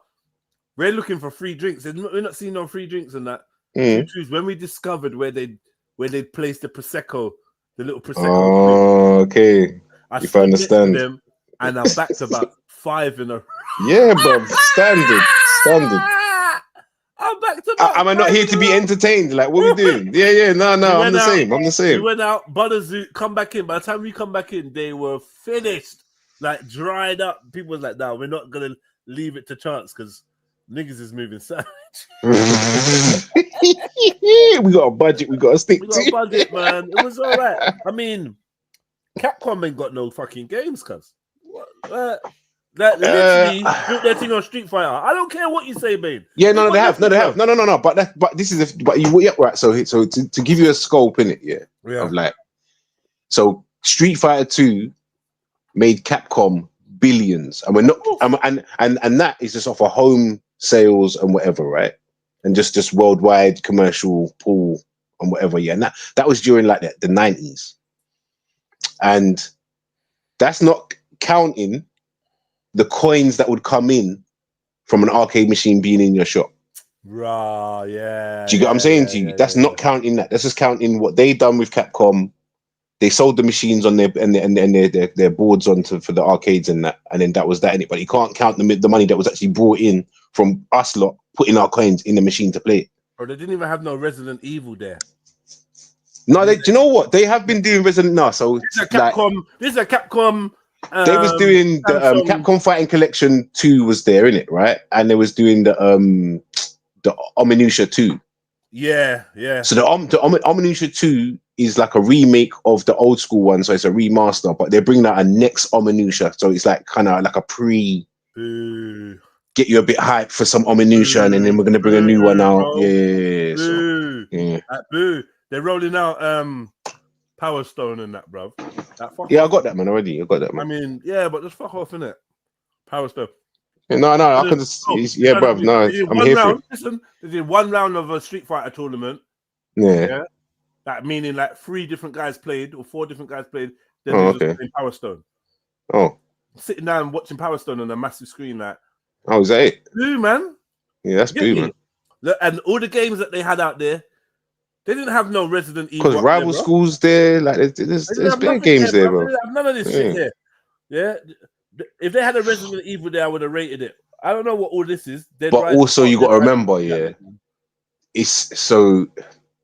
Dead Rising reminds me of It's down to the producer of the event, innit? Like you can hold the event and host the event and put it online and that, and you're just someone separate, innit? Then there's someone above them saying, right, this is what we're giving you. Do this with it. Make it look good. That's it. Just make it look good. Like, look, man. Look, like I don't know, man. This is Resident Evil Village is what? Is that Bear Games in one? This was it's a whole new game. It's a whole new It's like so 7 and 8 are the ones that, do you know what I mean? What was the one I played online? Was it free? Free remastered, didn't it? I think it was. I've got 3 remastered. I've got 2 remastered and 3 remastered. I think that was the one that people loved me playing that. They're sick, bro. No, they're sick. They're sick for that. I can't lie. Because now Resident Evil was. I played 2 and 3. I played 1, 2, and 3 when they first released in it years ago. So going to the remasters and then going like, raw, they actually have changed this and made it more of a, you know what I mean? Like it's more. It was banging. I can't lie, but I didn't know that was Capcom. So but they didn't represent no Resident Evil down there. So that's interesting. They had Street Fighter versus SNK. Was it 2 or 2? 2. Whatever. One that we used to play. Because was like, yo, we used to play this all the time. Do you know what? And it's funny playing with D because D's like not a gamer anymore, kind of. It's weird. Like, I'm semi-smacking him up. In fact, I smacked him up a couple times. I was gassed. I was like, nah, D. You said chest was high. Chest was high. Like we're both button bashing. Yeah. I'm like, rah. I hear that. It's like, rah, you bleed. You bleed. You're human. You bleed. You know what I mean? Between you and him, bruv, to get a win out of these, man, would have been nuts. But I'm not going to lie. I would have liked to seen you in the little tournament. There's a word. Guys, D was like, you know these man and whatever, and yeah. Man's just teething. Man's just. But you got to remember, our tournament had like some of our champions went on to be world champions. Is it? This thing. Yeah. Like we that's one thing I will give our tournament is that we never had no full champions in our team. Well, Like these are proper certified youths that are out there like, still what the to this fuck is day. Monster Hunter, and who's sitting down to play that? Like, what? That saved Capcom's life. Like between that, Monster Hunter held it up for a long time because of the handhelds and then the portable gaming thing and the way that Japan is operating with that, where everyone's just got a handheld in it, whether you're a businessman or a child. Yeah, everyone's got like a. Just got a handheld. Yeah, you got a handheld. Yeah. What I did see for the first time was those things that they call stick pads. Hitbox. Hitbox. That's it. Hitbox. That's stick pad. Yeah. The hitbox with the buttons for the directions. That was a bit mad seeing people play on that. Like, levelers. Yeah. It works for typing out a fucking. So it works for some games. It works really good for some games, but they're like for Capcom versus SNK2, because it's an older game, it doesn't work good on that. Like, because that game was so here's the secret to new games when it comes to fighting games, isn't it? Is that the new games can hold your hand when it comes to doing the movements for the moves. Yeah. So it gives you an assistance to do it. Right. Whereas the old games, if you're not precise, it's not working. I see what you're saying. Yeah. So Yeah. if you're not hitting it accurately, then that's it. Yeah. So this is why when you look at the old school players, like, we can do certain things because we had to do certain things because we had to be precise. So games are getting easier then. Yeah, definitely. Bro, if you just lean on a game nowadays, you get through. Like there's very few games that I will put a certificate like Elden Ring. Elden Ring, you have to learn how to play the game. You have to learn the pattern of the bosses, or do you know what I mean? You have to dodge at the right time. Like it's difficult. Like that's a grueling. Like if you've got the minerals, then that's what you do. That's what you play. But most games, that the way that they make them nowadays is because they just don't want it to be difficult because they want people to come back and play it again. That's it. So it's about engagement. It's the same rules as like stuff for like content and stuff. It's about engagement, isn't it? These man in the chat just chatting shit. Yeah, I put the link in the chat, man. I'm gonna give you like 10 minutes more, man. 10-15 minutes. We get out of here. Yeah, bro. I zoned out when you see what I'm saying? Like I just zoned out because like what is this, bruv? No. Nah, I don't care. Yeah. I don't care, man. Collecting potions. I know it's gonna be Nah. It's long. Collect some potions and in-game buying and you got this card. No. I'm not here for so it. Deep. You can't just sit and play a game, cuz. No. Like, you can't even play a game without internet now. Listen, you can't do anything without it. Now, hold on. Bro, what are you doing without internet, bro? I know. Apart from sit down with the family, and do your normal stuff, But entertain. No, but I'm saying you're supposed to be able to plug in a machine, physical fucking cartridge, put that in that bit, 100, and play with your mates, 100, and say, look here, grab a pad. You can't even do that. All right, but unfortunately now everything is like there's no disc. Like, and again, I'm saying anything entertainment wise. Not even just gaming, just whatever you want to do entertainment wise. If your internet goes down, you're fucked. You're fucked. You can't even reach for your phone. You can't do nothing. No, forget it. Just forget. Got us right where they want us, huh? Yeah, 100%. At the mercy. 100%. It's a scary world we live in, man. Yeah, you better keep a box of chalk around. It's very scary, and it's more scary. Yeah, bro. Listen, go outside and draw on the floor. You get me? Or do something with the kids. Yeah, straight, because it's long. I make my kids live like there's no internet. 100. A lot of the time, I can't. It makes sense. It makes sense. Like, but I'm. What? Say it. I dare you. Say it. I'm a believer of going without doesn't hurt you sometimes. Just as a normal process in life, anyway. Just not hurt you. It benefits. Doesn't it benefits? That's what I'm saying. There's nothing wrong. Now with they're saying that sitting in silence for 2 hours may help rebuild your brain or whatever. You think? Neural pathways. Yeah. Of course it will. Of course it will, man. What do you think the monks are doing out there? You need a chance to stop fucking having so much input going in. Do you know what I mean? The cerebral is always active, bro. Like always being bombarded with some kind of sensory something. Yeah, something. So Listen, you look. I don't know who you are, and no offense, but I'm just gonna have to just like time you out because your conversation just makes no sense to me. I don't know what you guys are talking about. I don't know why you've chosen here to talk about it. Do you know what I mean? I just can't. this park Bro, bench you know looks, what I'm saying, innit? yeah, man. The park bench Big look up, good Khan. there, man. They're just like, Big yeah, up, man, Jets. cool. You saying, Carly? One second. Oh, God. Yeah, do you know what you're talking about? And Very Zoom. interesting subject about the brain's revitalization pathways. That's so amazing. I actually covered it in my degree. How is it? Yeah, they're saying that sitting in nature revitalizes your brain quicker than sitting in a dark room in silence. Bro, Although I the will go dark to the room in park by silence myself. does Trust me. work, they're Yeah, saying man. that there's an axis within the brain that it comes into conjunction with the light sensitive proteins in your eye that responds to the color green. And they don't know why. They're saying, is it evolutionary that humans were programmed to hunt out greenness? Yeah. Or is it just Primordial a and that. coincidence? Like, we don't know. Primordial. But it does work though. It does actually work. Like the color green, like just get a big green piece of paper, put it on your wall and just stare at it, and your brain heals up quicker. That's what they're saying. That's the studies. That makes sense. It does make sense. It does make sense though. That does, yeah. That There's does, a whole science behind resonate. it, which I didn't know. Like, apparently in Germany, there's some scientists come up with this in the 1920s.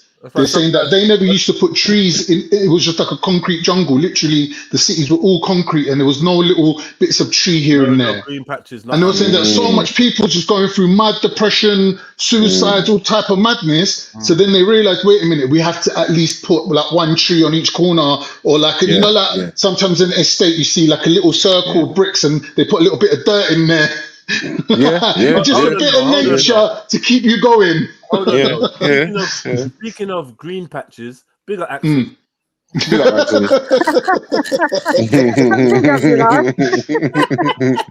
Long time no speak to none of you. Man. We ain't spoken, innit? Like I see you, but I ain't heard your voice. Yeah, for ages. Yeah, I got to catch you on a Saturday to hear your voice, innit? Exactly. Or maybe a random Sunday. Yeah,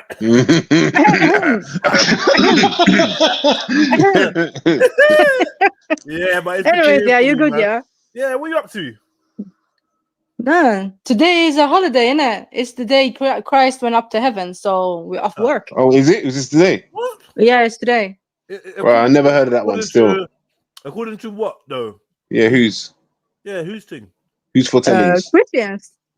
What? Do you know over here they don't do that, you know? They don't do that. They're at work right now. Wait. No. Over here, not in Scandinavia. Yeah, these men are at work right now. What's Easter? Yeah, so he died, innit? Yeah, he's saying that. Yeah, but what? Then like this is his final. And then he rises up 3 days later, right? Yeah, and then he's chilling in the earth, right? And then like a couple of days after, he's finally up in heaven. Oh, wait. So when was this ascendance of Jesus to heaven? Like, when was Easter? Is Easter just gone? Yeah. I'm baffled, but I don't know nothing. Hold on. Yeah. Easter was in April, bro. Yeah, exactly. And when on the end of now it's May. I think it's like 40 days after. Now. So when he rose again in the third day, and he chilled for a whole month. No. Yeah. Yeah. 40 days after, man. 4 days. Look it up though. This is a whole month later though. Wait, sorry, did you say 40 days? Yeah, I think it was 40 days after. Oh, 40 days. Oh, wow. Yeah. Okay. I didn't know that. That's what I think. I don't take my word for it. I need to look this up. But yeah. You heard rumors. Okay. That's not how I know Christianity. I know that on the third day they went to look for him behind the big stone or whatever in the cave, and he weren't there, and they never seen him again. And the only person who saw him was Paul on the road to Damascus. Said, "I seen him." And that was the only other person that seen him. Apparently. So what was he doing then? In the biblical version, what did he do? Where did we get? Well, I'm interested now. I think Easter starts on, is it Shrove Tuesday or Pancake Day or whatever? It's something to do with it as well. Okay. So that Easter's not just one day, innit? Hey, that was a month ago. My thing is that was a month Easter's ago. Not just one day, innit? It's not just a one day thing. Yeah, but that was a whole month ago. I get that. There's a whole Easter calendar, right? Yeah. But I So only know Pancake that Day is part of it. I only know that through the Roman Catholics. Like they go ham on that. I might be wrong. Yeah, I they feel do. like that's their thing, innit? That's like, more important than Christmas for them. Yeah. One second, yeah. I don't know if I can do this by my phone though. I want to know. It's interesting. Yeah. We call it the Christ flying up. Christy flying. Jesus walks. Oi. It's not. I was gonna ask a question about Kanye, but this is leaving. He's a you got to read all the newspapers before you even ask that question. Jesus, bro. I'm just gonna leave it as I'm not shocked by any of it. I'm not. Kanye had a mouthful of dick. Damn. A number of years. You're crazy. Man. Giving Kanye, man. Is that what really happened? It wasn't a car crash. I don't know. Through the wire. Now we know how he bumped his head. Yeah, man. Now we know what the Through the Wire was really about. Yeah, I was right. 40 days after Christmas, Easter, when he died, isn't it? 40 days. Yeah, but not 40 days. 4 days. Yeah, it is 40 days. It is 40 days. I'm reading it now. Wait, so no way. 40 days after Easter.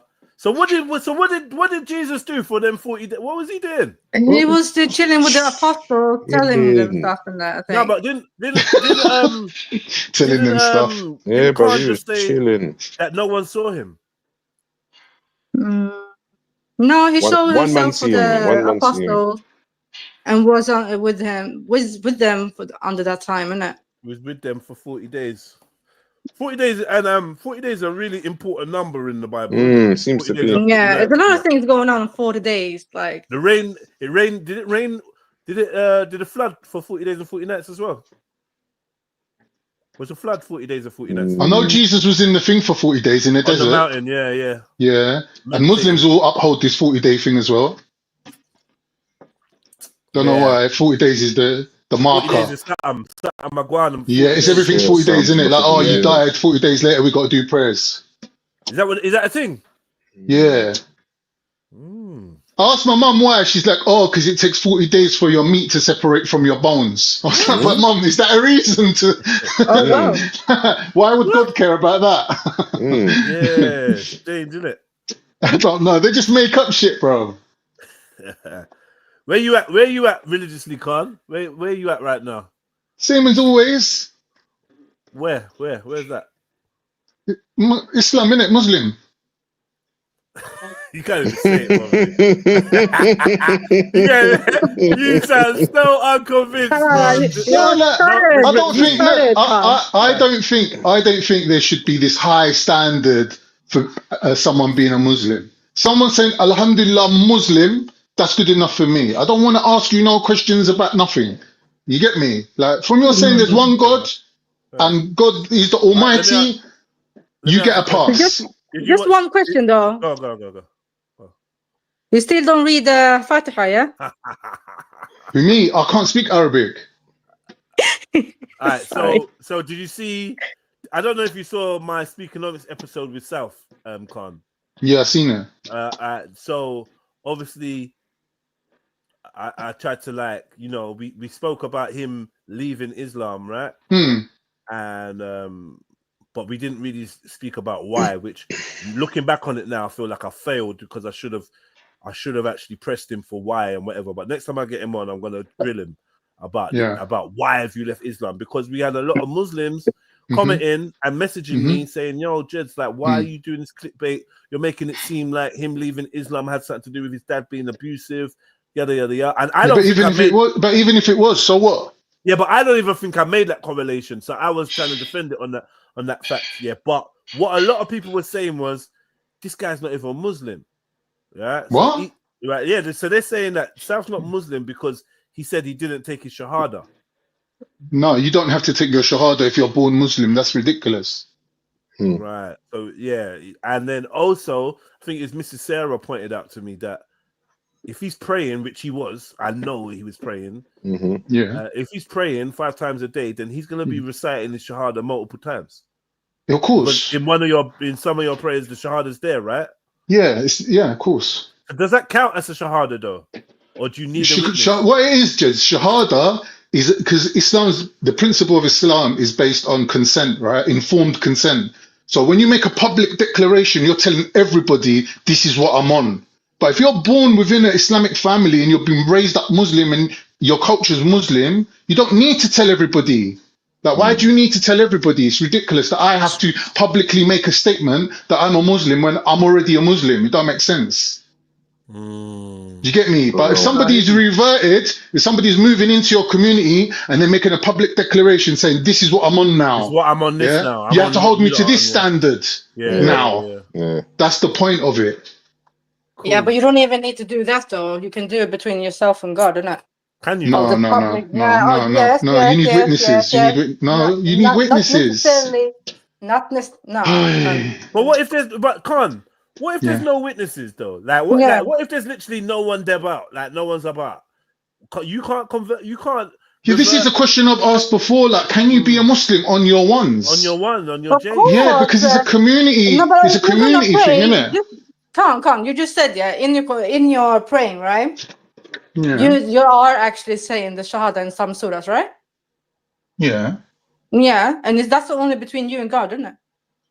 There's no one next to you. So what? I don't get it. Yeah, but like, what are you saying? That if you're living on a desert island, like if you're saying you're living on a desert island and there's no other humans about, then obviously like you can't be obliged to find people to declare your Shahada to. But if you're living in a community of people, then you have to declare what side you're on. Because they have to judge you by your standards. They have to. But it shouldn't make any like. I don't know about should or shouldn't. These things are written. No. I don't go about should. If this is gonna be between you and your God, then so you don't need anyone else. No. You don't need anyone else to. No. Your Islam is not just between you and your God. Your Islam is a public thing. It's who you are. It's your status as a person. As we know, with the early Muslims, you couldn't slave another Muslim, right? So it's a status within society. It's like a class thing. You're a Muslim, you pay different level of tax, you have different obligations. People judge you by a different standard. It's a societal status that you hold as a Muslim. Now you're right, because like for instance, now I need everyone to know I'm on this thing, so I don't have to pay jizya. Right. That makes sense. Yeah, okay. But it's a fact though. I need men to know. Yeah, I don't have to pay no more, cuz. No back payments, no layaway. I'm with you, man, now. But it kind of also feels like if you're gonna do this, like Khan just said, that means like you're gonna show off too. Basically. You're showing off. And that's not the point, isn't it? It goes back to the argument that we had one time with Miss Sarah, and we were saying that if somebody sins, right, can they just pray to God for repentance and that's it? And she was saying, which I agreed with, that if you sin against somebody, that person's debt has to be paid, right? So God can't just forgive you because you asked for forgiveness and that person's left hanging in the balance. Like their end has to be covered too. So to a certain degree, when, like for example, I had a friend when he died, the Imam when we was burying him, he said, if he owes you anything, you now have to halal it to him. You just have to forego it to him right now. You can't hold on to any, like, he owes me this or we begrudge him because of this. Like when you're burying a man, it's got to be with a clean slate. And that's part of it as well. So it's not just about but it's like even if he owes you money, right?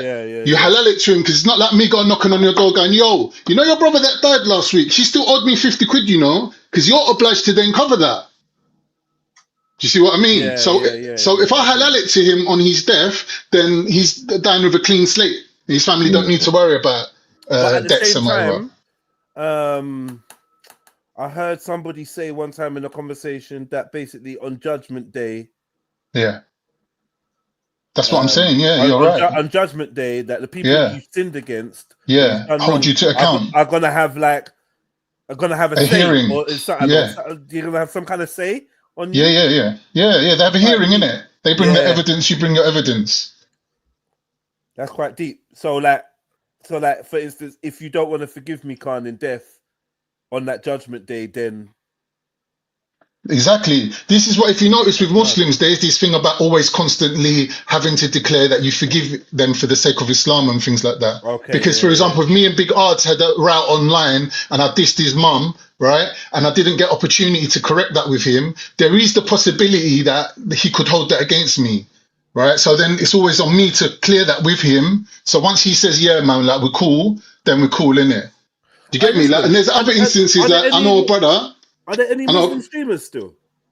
I don't think so. Like on TikTok, there's bear. Yeah. I see. On TikTok. Yeah. So another instant, Jeds. You know when you're gonna go Mecca, you're gonna go to do your Umrah, to do your Hajj and that. Yeah.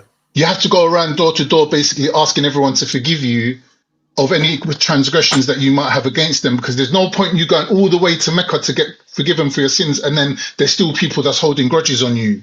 Is that real? Yeah, that's the thing. Actually, come on, you've been reading up back in here. No, I just know people. I just know people, innit? I learn from people, Axum. Axum is a dickhead, you know.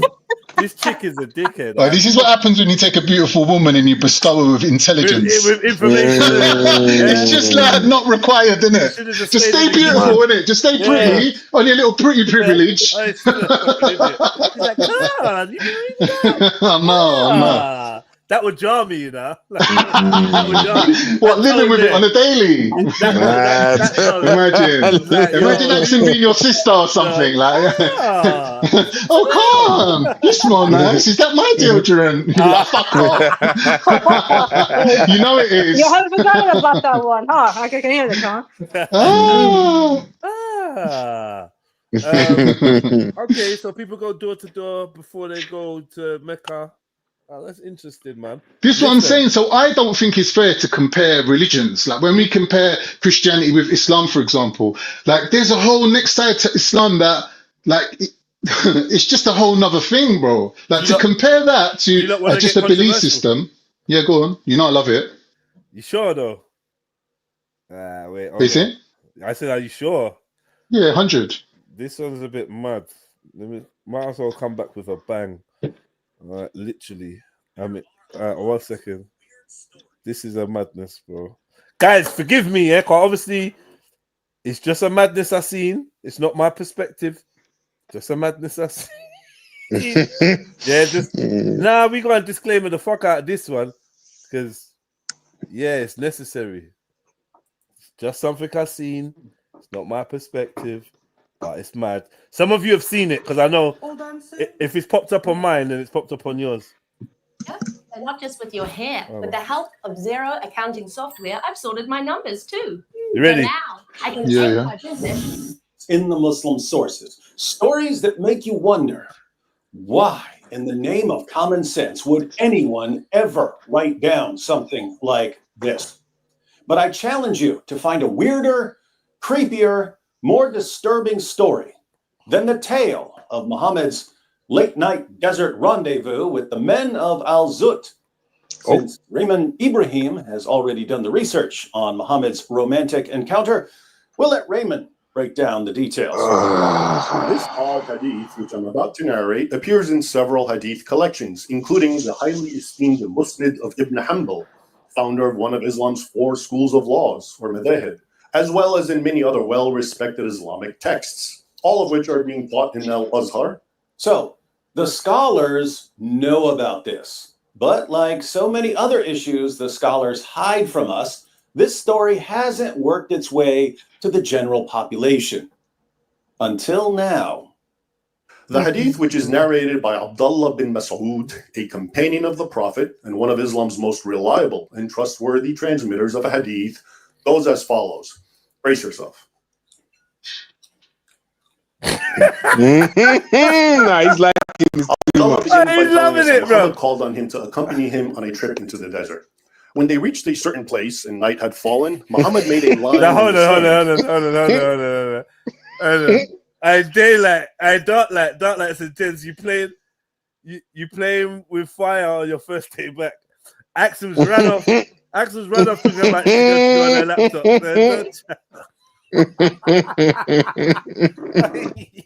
Hey, listen, man. People are ducking and diving, bobbing, and weaving already, bro. I got no horse in this race, but we do love a good Islamic fucking research and conversation. We love it, man. Let's be real. Like, Islam is such an interesting religion, and there's so much depth to it that, as we know, we could talk about it for years and years and years and always come up with new people stuff. Do. People do. Mm-hmm. Yeah, people do. I'm saying there's scholars out there devoted their lives to this stuff. Yeah. So, like, there's one thing I got to give Islam credit for. Not even just one thing. There's many things I could give Islam credit for, but I will give it credit for its depth in what do we call it? Information. Law. The law of Islam is deep. There's a lot. I think there's more than Christianity. Yep. I think there's more, like, because of the hadiths as well. Complexities. There's a lot more. Yeah. Stuff. But you know what, Jeds? Like, on that point, every prophet was given a different assignment, and they have a different nickname. So, for example, in Islam, we call Jesus the healer because he was known as a healer. But Muhammad sallallahu alaihi wasallam, he was known as the haq of Allah. Like, he brought the justice. Now, the whole justice system, the judiciary, the judges, all that was brought about by by Muhammad. So even like the Jews of the time, some of them, they would defer onto Islamic justice. So they will come to him and say, look, there's two Jews having a debate or dispute. Like, we want you to preside over this case, for example, because they knew that the standard of law or haq was higher. Because basically that's what they devoted themselves to, creating this society based on rights. So everybody had rights, even slaves had rights, wives had rights, children had rights. Like, you get me? That was the emphasis. Look at JD with the big words, talking about jurisprudence and that. What? I never worked out that word, what that means. Where you been hanging around, JD? Where you been? Getting them big TikTok, innit? Hey, Dog Flea says I speak Hindu. Congratulations. Big up, Mrs. Sarah. You got the eyes. Your ears, your Islamic ears must be tingling. You know. So this is a story about what did he call them? The Zut. Yeah, the Zut people. Which is even that name Zut. Yeah, I know. It's like their own crowd, isn't it? I just feel like in Arabic, things that begin with Z are black a lot of the time. I don't know. Zayn. There's a guy called Zayn. He's one of the Zuti, Zanji. Do you understand what I'm saying? Zanji's Zanzibar, though. They were black, though. It was already called that, isn't it? Before Islam, it was still called that. The Zanj. Zanzibar, yeah. Zanzibar. Yeah. But you know Zanzibar. Okay. That's Zanj, innit? Okay. It's on the coast. It's on the coastline. Thank you. You just... No, that's cool. I only recently found out. I'm not going to front it out like I know shit, innit? Share what you know. Share what you know. That's it. Hey, what were we talking about? Mrs. Sarah, listen, man, you caught me in an awkward time. Like, I just want you to know. The curious mind is satisfied. I know what it looks like. Do you know what I mean? Axon returned with a rifle, bro. This is mad. Axon, she returned with a rifle, though, bro. Axon. Yeah. Do you speak Arabic? Yeah. Yeah. I ain't seen you for time, Ax, mum. I know. Your little chubby cheeks for time, mum. Big up. All right, cool. So, yeah. So you reloaded that. You felt like this was a laptop. This was a laptop moment, yeah. Yeah, of course. It's religion talk. Come on. I can't do it with my phone. You see, my phone. All right, let's go. All right, let's pull it back a little bit and let's reload. Let's go. Oh, by the way, I don't pause or why, so yeah, good for you. I do. No, I can say stuff like pull it back. You get me? No, hummus, yeah, man. Obviously, that's an uncircumcised pull it back. Let's pull it back and have a look in it. No hummus. Ain't no Muslim saying pull it back. No, no hummus. Now you know what? I'm gonna eat. You play. You got hungry, yeah? As soon as I started talking about pulling, yeah, it's like pulling. Yeah. No wonder. Hey, babe, man. Mini hot dogs. Planting. Definitely a banana. Mrs. Sarah, I don't pause anymore. We're not pausing. No, I'm a big man, you know. Get me? I'm a fucking big man. Love a bit of theology. Yeah, like, so, by the way, anybody that wants to come on, like, I'll be real, I'm going to openly invite Zulu. Zulu, I would love you. Since you're on TikTok showing your big chubbly cheeks everywhere. Get me? Yeah, you know, I just want to pinch his cheek. Nah, No hummus. I had to. Yeah, no hummus. Yeah, big man. Yeah, big man. No hummus. I just want to pinch Zulu's cheeks. He's the cutest kid, man. He's cute, the cutest. Man. Yeah, cute, man. Get me? I can say that, man. He's my son's age. You get me? Yeah, man, of course. He's my son's age, man. He's a cute pie, man. He's a cutie. Bless him. Bless him. It's mad. Mad. Crazy con, man. Jesus Christ. But Zulu. Oh, you know me, man. Everything comes back to food, innit? I can't lie to you, Zulu, man. I'm trying to get you to come on the podcast and let's have a religious debate. Bro, you lot fix up. You lot are big men, man. Yeah. I'm trying to get my brother Zulu to bring his big chubbly cheeks onto the podcast. No hummus. I want him to bring his big chubbly cheeks and come onto the podcast. You get me? No hummus. Yeah, man. Right? So yeah, now I had a vision. I don't know if I should call it a vision, but sometimes I see stuff. Like I get ideas and I see them so vividly. I know I'm gonna make it happen. So one of my ideas is, let's be real. We need to get Callum on a fucking podcast. Let's be real, bro. I need Callum on there. I need a learned Muslim. Like, do you know what I mean? Just like hell in a cell, cage man. You know, there's nowhere to run. There's no bad behavior. It's just us. We're gonna sit down. So if you can nominate a Muslim that you think would want to come on and have a friendly chit chat, I definitely want to bring religion to the podcast world, like theological discussions to the podcast world. I think it'd be dope. I can nominate my favorite Dawa guy, which I feel is the best, but someone's gonna have to go up to Speaker's Corner to get him. Who, Shams? Not Shamsi. No. Who? Thingy, you know, little Bengali Hamza, the twin Hamza. He's got a twin brother. They call him Twin Hamza. I don't know him. Well, if you look him up, he's got a lot of videos. Like, he's a well-known guy, and he's very calm. Like, I think like he'll be good. Like, he'll be good. He's good with the man them and that. Not like these other ones. Like, you get me?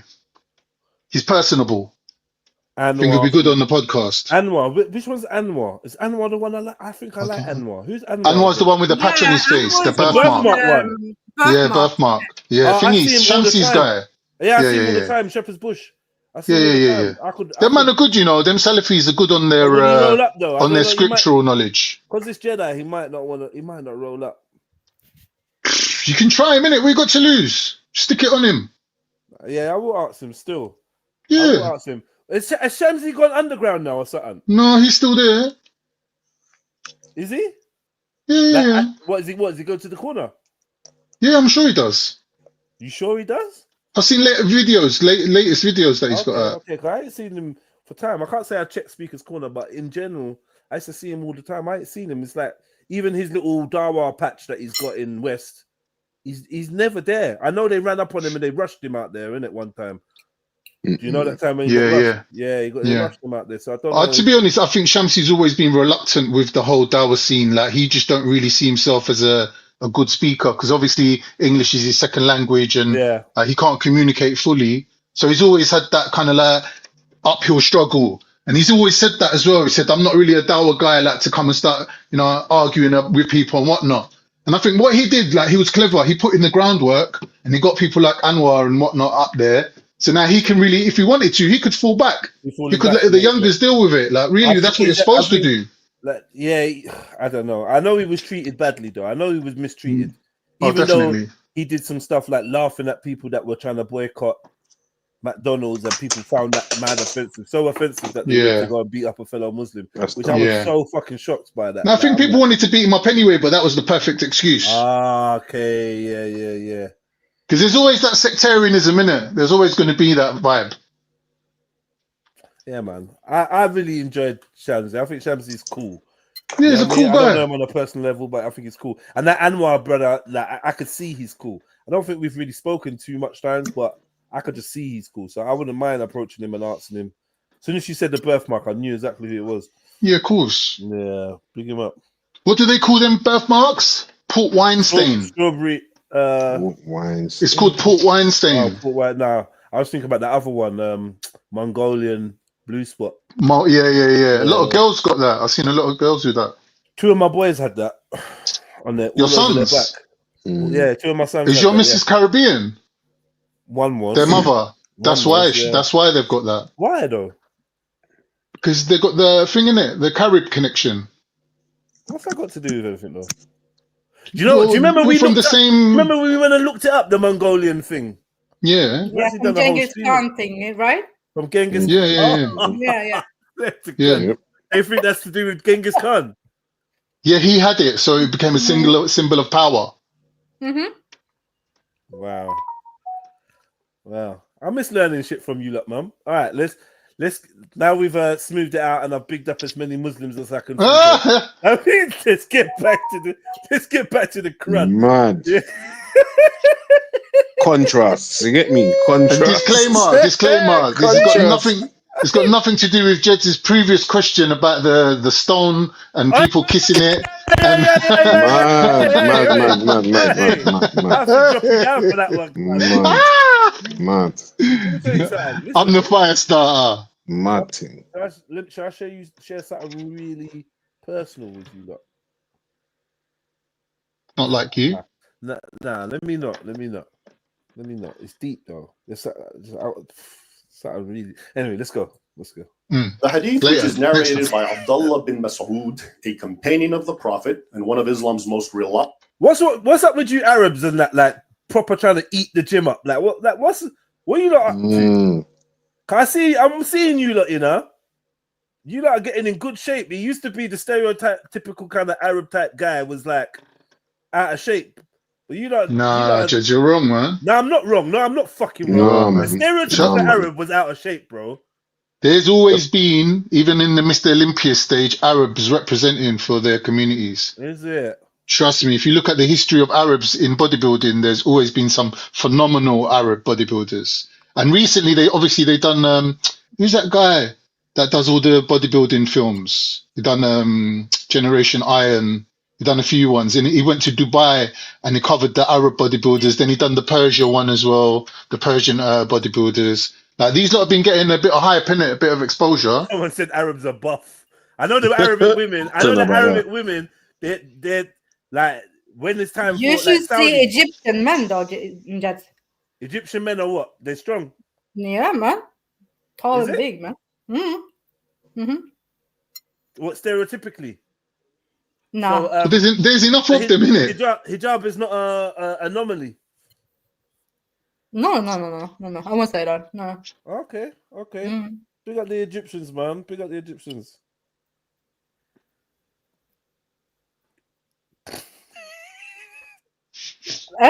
Mr. Terra, I agree. What's wrong with you, man? They are big boned Egyptian men and women. Okay, even though women strong, mashallah. Okay. Alright, cool. Big boners. But like when I used to look at women's powerlifting, I I used to watch women's powerlifting every Olympics. Yeah, used to come on like 2:00 in the morning. You know what I mean? But for some reason, is it Pakistan? Pakistan would be fucking smashing it, and so would like Saudi Arabia and Turkey. Mm-hmm. There, yeah, man. All the hijab women basically just fucking game ape. Yeah, bro. It's true. You know what? I don't think the Pakistani women were hijabis. They weren't, but the other ones were. But Turkey would be getting ape, and they're going ham. Saudi Arabia be getting crazy, and some Indian, I don't know, some Asian-y Indian thing, mental, bruv. Mm-hmm. Like the weight they're moving is fucking crazy. They got that little culture, that powerlifting culture. You see when you see the woman with the sari roll up her sleeves and that, yeah. No joke. That's the type of. I watched thing the other day on Amazon Prime. They got sneaks. Generation Iron Persia, and they were saying that culturally, there's nowhere in Persia or in Iran where the youngsters can go and like listen to music and chill apart from the gym. They're going that the gym's like literally is like the equivalent of a social gathering or So like they're in there all day in the gym, like all day, and they're like they got the best restaurants in there, and their gyms are different. And they're like, there's a gym on every corner. There's 3 gyms on each road. Swear down. Apparently, yeah, that's what they were saying. Like, watch it, innit? It's a free one. Generation Iron. I went Egypt. February, was it February? I went Egypt. Yeah, I think I was in Egypt this year. Yeah, I went Egypt, and as I pulled up near the hotel, I see this gym. And I'm saying to the cab driver, like, yo, what's this gym saying? It's like, yeah, it's good. You go there, And then I was going to go and train with one guy outside the hotel that was getting me my ash. And he was like, yeah, when you're ready, we can just go gym together. Yeah, we can go and train together later today. And I was like, yeah, let's go. And then I went to the hotel room and I put the ash down and that. And I was thinking, yeah, I should call this guy and say I'm going gym. And then I just got a flashback of someone saying, you from Speaker's Corner? No way! In my head, I just heard someone say, yo, you from Speaker? And I said, you know what? Let me just allow it, man. Let me just call. Just chill. And just turned around and went, Salam alaikum, brother. I should say, no, that's the old version of me. That's the atheist version of me. I'm born again. Mashallah. Yo, I'll be running out of Arabic words to say, bro. I only know a few. Mashallah, inshallah, astaghfirullah, and then I'm fucked after that. I just be revolving them 3 words round and round. Mashallah, cooked. Like, brother. Oh, now you're a Muslim. You want to lead in prayer today? Like, oh no. Astaghfirullah. They should just quickly Google the Shahada. Just Google it up and just be standing there going, Ashhadu inna illallah Muhammadin. To be honest, I used to know the Shahada. Yeah, but it's easier when you Google it. I was so close to doing it. Yeah, just put one ear in it. Put one ear in the earpod. And just play it and just freestyle it. Yeah. But if you butcher the prayer, you get in trouble with it. Like they correct you. Yeah, they correct you. Yeah. So going back to the original thing, quickly, South done his Al-Fatiha, and then man was in the comments like saying, yo, this brother's not Muslim. He butchered Al-Fatiha. I think he said something wrong about Alhamdulillah. Is that?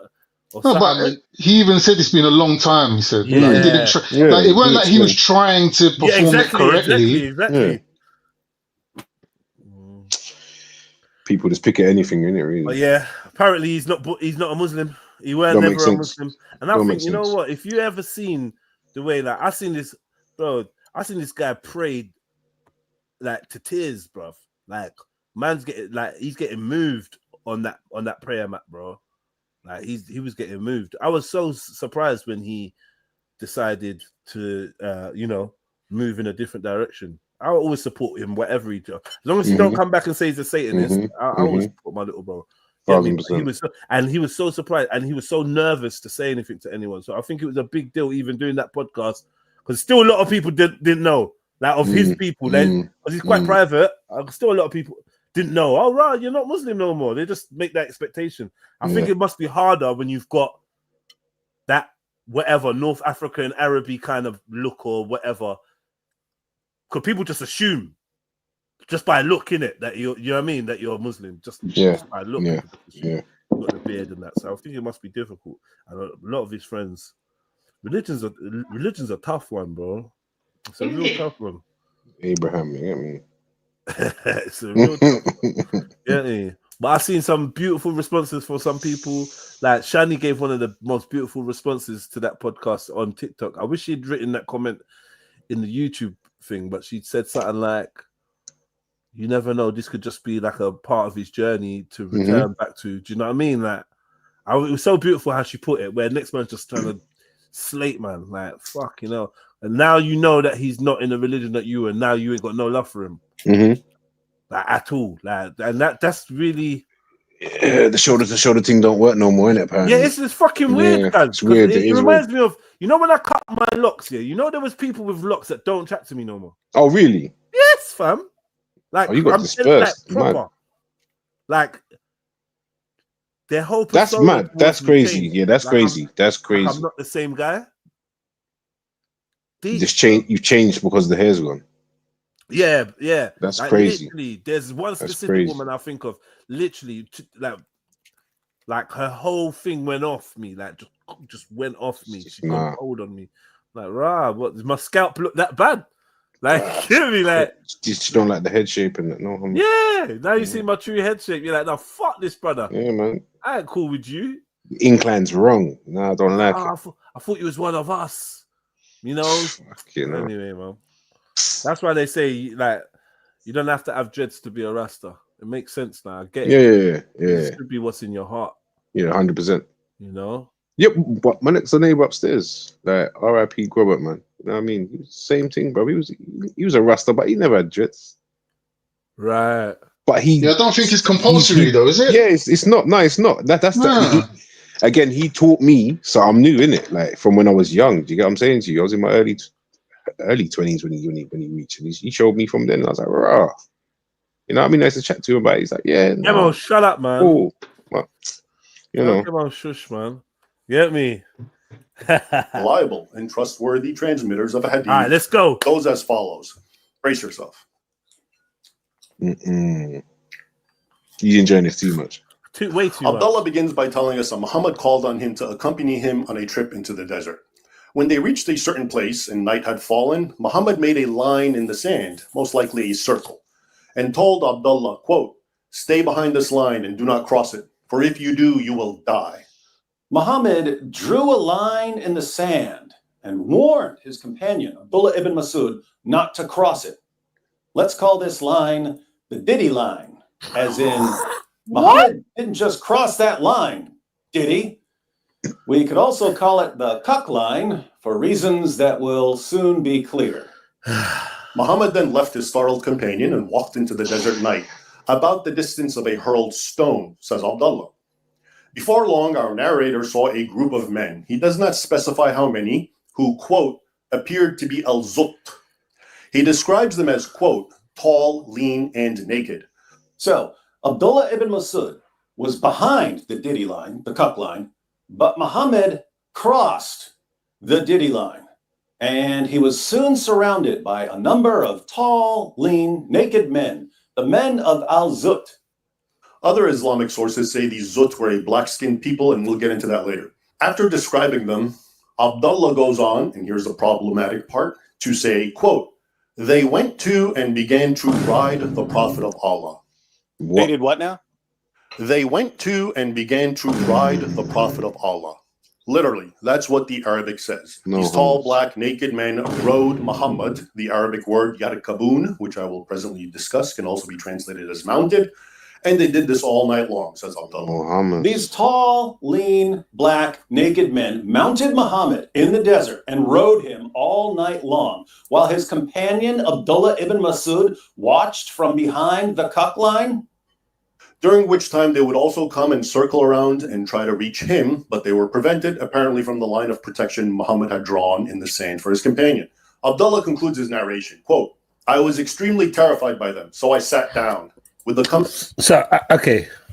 I'll let you play a bit more, but just first impressions, first observations, this is horrific. This is horrific. Axum? I can't talk about this, Jedediah. Like, this is what? What? What? Man. I want to exit, yeah. I really want to exit this convo that's about to happen. This is bad. Oh, have you heard about this before? Big up the Mumma. Need to look at the sources here and proper. I'm not gonna. Okay, the sources they're saying is a companion of the Prophet, and that he's reliable. I don't know if anyone can confirm. He named where this comes. He did name where this is written. Did at the beginning of the thing still. Yeah, let me be a Muslim advocate now. Chain of narration. Look at the chain. I'm gonna say all of that because boy. Yeah, you need to look at the whole chains. The naysayers of Islam clearly always attack hadiths. you know, hadiths seem to be. I say all the time, not to put anyone off, or I don't even have the power to do that. But from my observation, hadiths seem to be like the most problematic. They seem to offer the doubters of Islam the most fuel. Mm-hmm. You know what I mean? Definitely has hadiths, been that. man. It's all hadiths. Big up Zalini. It's all hadiths, man. Big up Zalini. Long time, bro. But it's a wild one, man. Yeah. Bro. What's the word for Mushkila, problem. Mushkila, Arabic. For what? For ride? No. What's the word for ride?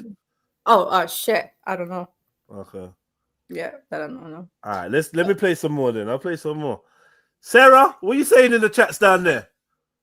She's afraid too. Talk to me. You heard this one? I know.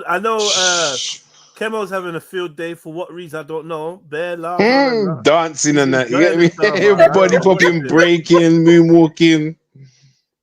Yeah, see? It's weak. You see? There are unknown narrators in the chain and narrators with weak memory. Okay. That's what I thought. Okay. All right. Cool. It's mad that they've even got like. How did that narration even get in there, though? Yeah. This is the thing, Judge. You got to understand it from a scientific understanding. So when you look at it scientifically, the science of hadith, basically there's a criteria that has to fulfill to be included. And if it even fulfills it on the minimum level, you cannot omit evidence like without a good reason. So it's the same with any data collection. You can't just start omitting evidence and creating your own trends subconsciously. Like, that's not the point of data collection, right? So when you look at hadith, there's some hadiths in there that you're thinking, wow, how did that even get in there? But then you've got to remember, there's probably 10,000 hadiths that were worse than that they had to get rid of. And they were like, wait, we got to draw the line somewhere. We just can't just keep chucking things out. So someone like Bukhari come up with the criteria of what should be accepted and what shouldn't be accepted. And basically, was this one in Bukhari though, Khan? Was it? I don't know, but I'm saying it could be in Bukhari. But the mistake is that people think, well, because it's in Bukhari or because it's in Sahih Muslim and the book's called Sahih, then all of a sudden this is some sort of an authoritative work that you have to. We feel like everything that's in the Sahih Bukhari. But it's not.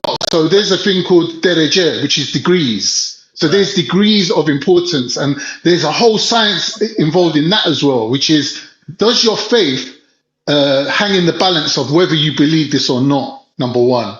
Number two is like, well, not really, because like whether this happened or not doesn't really affect anything. It's like the age of Aisha. It doesn't affect anything. Whoa, no, it really does. No, for you personally, but I'm saying there's categories where they categorize hadiths. I'm saying if this account was true, there's a lot of issues here. No, for you personally. No. I mean what? No. I mean for the Quran. Not necessarily for me personally. I just mean for Islam. No, I'm saying.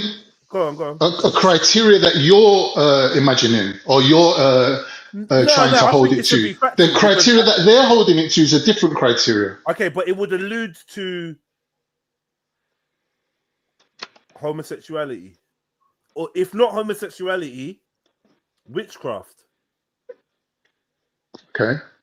And I think if either of them had any kind of basis, then it would challenge your faith if you thought it was true. Because it's either, well, I'm not gonna bait it up, but it's either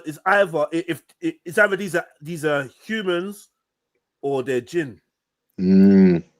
If it's humans, it's gay. Yeah. And if it's jinn, it's witchcraft. Both of which obviously you wouldn't be associating with the prophet, right? So yeah, like. All right, but what I'm saying to you, Jed, if I throw this whole hadith out the window, right, myself personally now, yeah. Does my faith get impacted by it? Oh, I hear you. If you throw it out the window, no. Yeah. If you keep it, yes. Yeah. Right. So then the second point is there a difference of opinion by high-level scholars? So if there's something that's important, if there's something that's very important, you'll notice that different scholars will come up with different things and they'll actually debate it out and have differences of opinion. And they don't waste their time doing that for things that are insignificant. They only do that for things that are pivotal, that are like the foundational, that they'll have differences of opinion on. But something like this, you won't see difference of opinion on it because no one will even cover it as or take it seriously. Okay. Ascended perfection.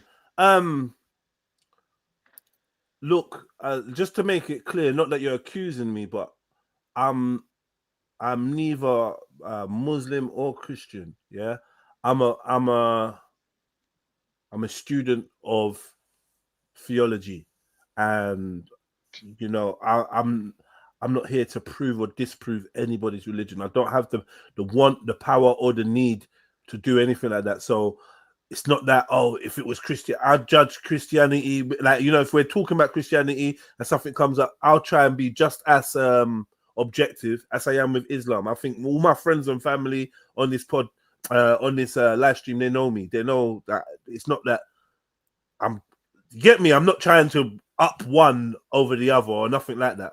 We just trying to discuss what is. You know what I mean? That's where I'm at with it. So please don't think that I'd be looking at Christianity with rose-tinted glasses. I'm not asking the same questions because, you know, I've asked loads of questions about Christianity. I've gone in and I've offended some of my Christian friends to the point where we ain't spoken for months on end. You know I can imagine. No, well, you lot have been there. Like, you know, I've offended some of my close friends. You know, Zulu's a close friend of mine. You know, of course. I've asked questions. I've dared to, and because we got a friendship, maybe I've been more vocal on criticizing or questioning than I have with Islam because I'm shook. You get me? I don't want smoke. I don't want smoke, bro. If it's gonna be smoke, then I'd rather just not talk about it. I don't want smoke. I leave that to the people that want to live and die wearing a Charlie Hebdo top and going. You get me? Going against Islam. I leave that for Tommy Robinson and them, man. I ain't got time for all of that shit. Get me? Get me? So, yeah, I hear that. So, man, you get me? You know what I'm saying? I'm trying to keep it respectful and keep it on a certain level. But at the same time, entertaining it, though, still. It's got to be entertaining, innit? Still, like, for the people to actually pay attention. It's not like we're giving them hardcore Islamic theology lessons here, innit? Yeah, exactly. It's not about that. It's not it's not the area for that. Remember, Zulu didn't talk to me for about 2 months when I tried to say Jesus really might have been a Mason. Do you remember? I said Jesus might have been a Mason. That was it, bro. He fucked me off, bro. He's like, he's a beard, cuz. Yeah. I was begging for Zulu to come back. Zulu, come back, man. Zulu, come back. Zulu, come back. Come back. He was like, no, fuck this shit. Yeah? He kicked. He's just out, man. And I understand that. I understand that too. Do you know what I mean? You know, I've lost many Muslim subscribers and listeners because they've been convinced that our tone of inquiry or our curiosity is disrespectful to some the exploration, or it's not a place for Muslims, and you know they've convinced them to leave, and that's sad as well because you know it's sad.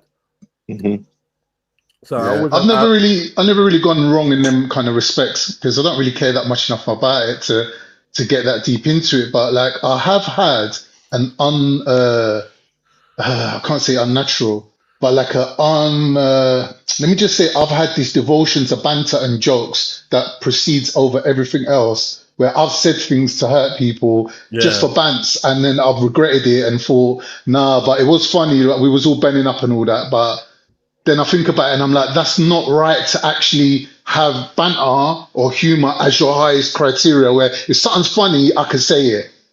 Do you know what I mean? And I've been that person in the past. And me too. But that's why I like you though, because I know, innit, like it's all about the shits and giggles. Yeah, exactly. To do it. And also for me, it's learning my audience and learning how far I can push it. But a good thing with my audience is they'll be like, no, Jed's louder. And I'll be like, no, you're right. Yeah, all right, cool. You know what I mean? Like we got a relationship. If you're outside of our little thing, you'd be like, oh, why are you on Jed's stream? You know he says this, or you know he that. Yeah, I get that a lot. Don't worry, I do get that. Well, once you know me, you're like, all right, no, Jed is cool, because if he's actually said something offensive and I tell him, he will apologize. Like, he's not a dickhead like that. He would be like, "Right, sorry, my bad. I didn't mean it like that," or whatever. Anyway. No, I have to censor myself constantly, man. What you say, brother? You already know this. Oh, you already know this, brother. I have to censor myself. All the time, you got to do this. I censor myself. Yeah, I censor myself. Like, and there's things I won't censor myself over, but then it's like maturity just lets me just say, man, it's more than getting a little giggle or just, oh, I'm so real, I'm going to say this. I feel like I've gone through them stages. I'm so real. Everyone needs to know how real I am for saying it. And you know? And like I said, look, man, I'll be real. There's a time where I even lost access to my children over some of this online shit. Because somebody tried to hide behind the fact that ain't you got beef with the Muslims? What happens if you're with your youths and the Muslims? And someone's actually kept my children from me. I don't really go into these things too much, but can you imagine that? I can't imagine that. I can't imagine that. That's deep, though, isn't it? That's proper devilish as well. Like, yeah, because you know I defend myself. You know I'm good, and I've been everywhere. But you can say, "Oh, well, this happened and that happened," and I don't know whether my children are gonna be safe with you. So therefore, you ain't got access to your youth. And it's like that's crazy stuff. It's deep action, man. Trust me, I've shed hella tears and trust me.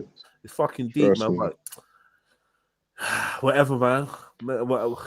I so feel you like... guys are censored, you're saying, and I'm thinking, how the hell are you uncensored? Because I mean, by censored, it's self-censoring. Self-censoring is better, isn't it? Like I met you alone, and boy. No, because the thing is, you guys are self-censor in real life too. So a lot of exactly. But like, it's not like I'm gonna be saying a bag of anti-Christian, Islamophobic stuff. No. That's not even on my mind. But if it's funny, it's funny, and it's gonna be said, isn't it? Sometimes that's the it. level, like me and Bane will definitely laugh about stuff offline. Dark stuff. It's pitch black. It's 11:59 when we're busting jokes. Like, and you realize online it's not really always the place for that, especially if it's a mixed audience. Now, I'll run my jokes. I'll push it close to the line, but I respect my people. I respect my family, man.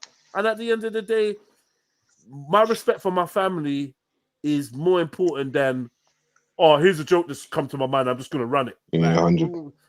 That's not even. It's not even like sophisticated. You get me? It's just like, I got a joke. Joke. Here's a joke. Like, fuck that, man. I'm not a caveman. So obscene for being obscene. You know what I mean? Man can adapt. And I realize what religion is to people. You know what it is? There's good people that happen to have come around and stayed around me, and they have done more for my respect of religion than any preacher or any Islamophobic card puller or whatever, like any super sensitive person. No, because people do their dawah through their actions, and their actions actually resonate. Their character resonates with me. You get me? And it just draws. And I can see some of my family. Big up Flame. Big up Mrs. Sarah. Do you know what I mean? Big up Zulu. Big up Kemo. Big up Bibi. You know, these are like family to me, whether I've met them in the flesh or not. These are like fam. Like I fuck with these people the long way. Do you know what I mean? So based on that, look at them. They're all a mixture within themselves. Even there's a couple of Muslims that are different types of Muslims, a little bit, not like whatever, not different types, but you know what I mean. Different approaches. They are different. You're right. They're different. Yeah, I know, because you're thinking about Bibi, innit? Yeah. They're different. Big up Bibi, man. You got French Muslims. Asian ones. Les Muslims. We like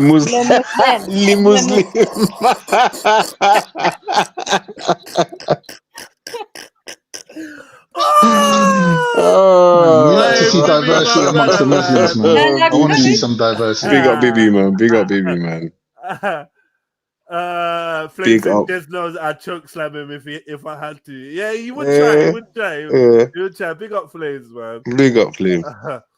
But okay. Now I softened you up, yeah. Nice, you man. up with the emotional, with the emotional appeal to your with the plea. Yeah, the plea to humanity. It's gonna get dark, family. I said all of that. It's gonna get dark. It's gonna get dark. Huh? No, stop. 1 second, yeah. So there's a long, tall black man that is in front of Muhammad, right? Fuck it, men. Mad. Multiple. They look like your carvings. They look like your carvings. It's either men or jinn. It's either men or jinn. No, because in my head I was thinking about Nubians. The first thing as I was thinking, you know, obviously the region. Yeah, huh? Just wait. They're gonna discuss the identity of these folks. Yeah. Flame, don't you go anywhere. Don't go anywhere. Oh no, Jigara. No. Oh man, I got a headache, bro.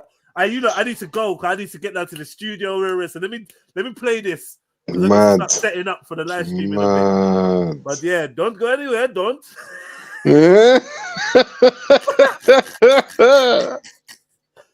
During which time they would also come and circle around and try to reach him, but they were prevented apparently from the line of protection Muhammad had drawn in the sand for his companion. Sounds a bit Abdullah concludes his narration. I was extremely terrified by them, so I sat down. With the coming of dawn, they began to depart. Then the Prophet of Allah returned, slowly and in pain from that which they did while riding him. These tall, lean, black naked men tried to get to Ibn. Sorry. No hummus. No. Now we have the whole text saying, oh my God. Astaghfirullah, yeah? Yeah. No hummus. I go mute, man. You're kidding us, bro. I'm done. Bye. No, you not going nowhere, bro. Hold on, man. Let me No, I think I'm getting a call. Someone's calling me. You know what's calling you, bro. Everyone's disappeared.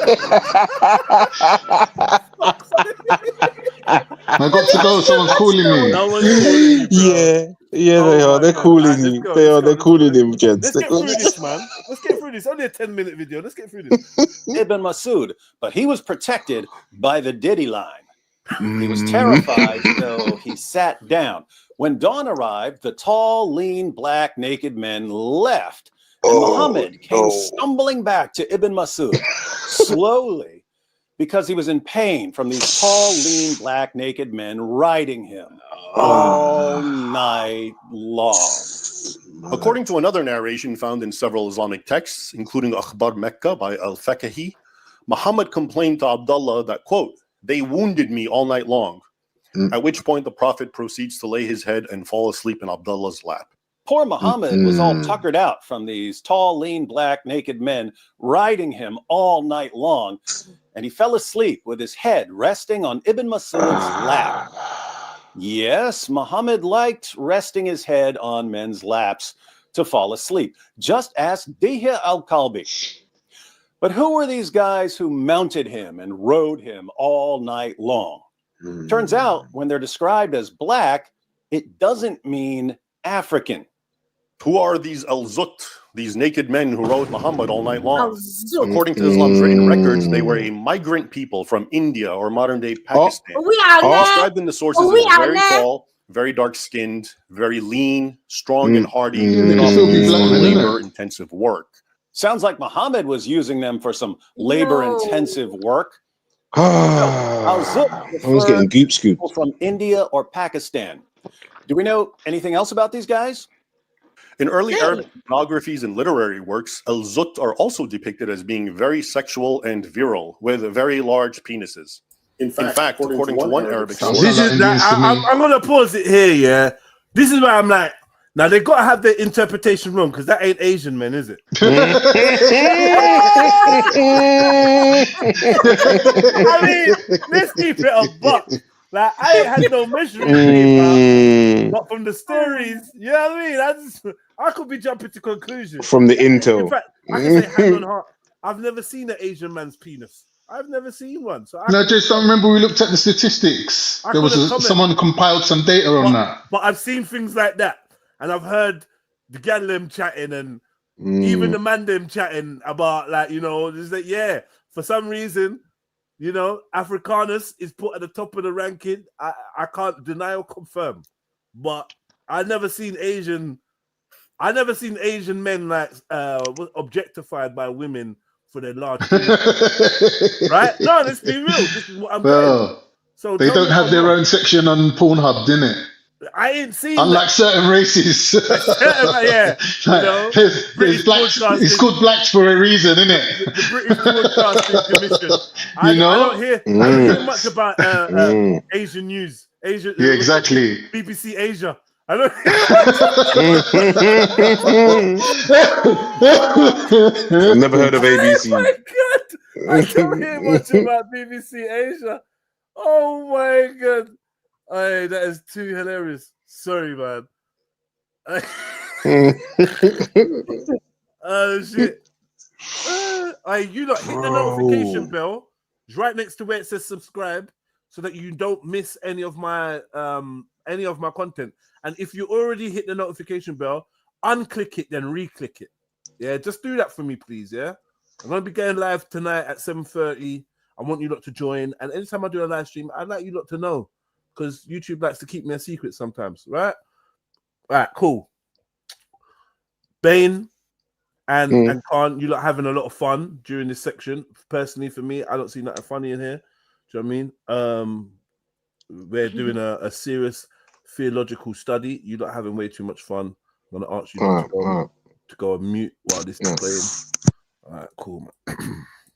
Is very tall, very dark-skinned, very lean, strong and hardy, and often used for labor-intensive work. Sounds like Muhammad was using them for some labor-intensive work. So, Al-Zut referred to people from India or Pakistan. Do we know anything else about these guys? In early Arabic ethnographies and literary works, Al-Zut are also depicted as being very sexual and virile, with very large penises. In fact, according to one Arabic source, Al-Tishibbahat by Ibn Abi Awan, quote, "The penis of Al-Zut never weakens," meaning their large phalluses never go limp and are ever ready.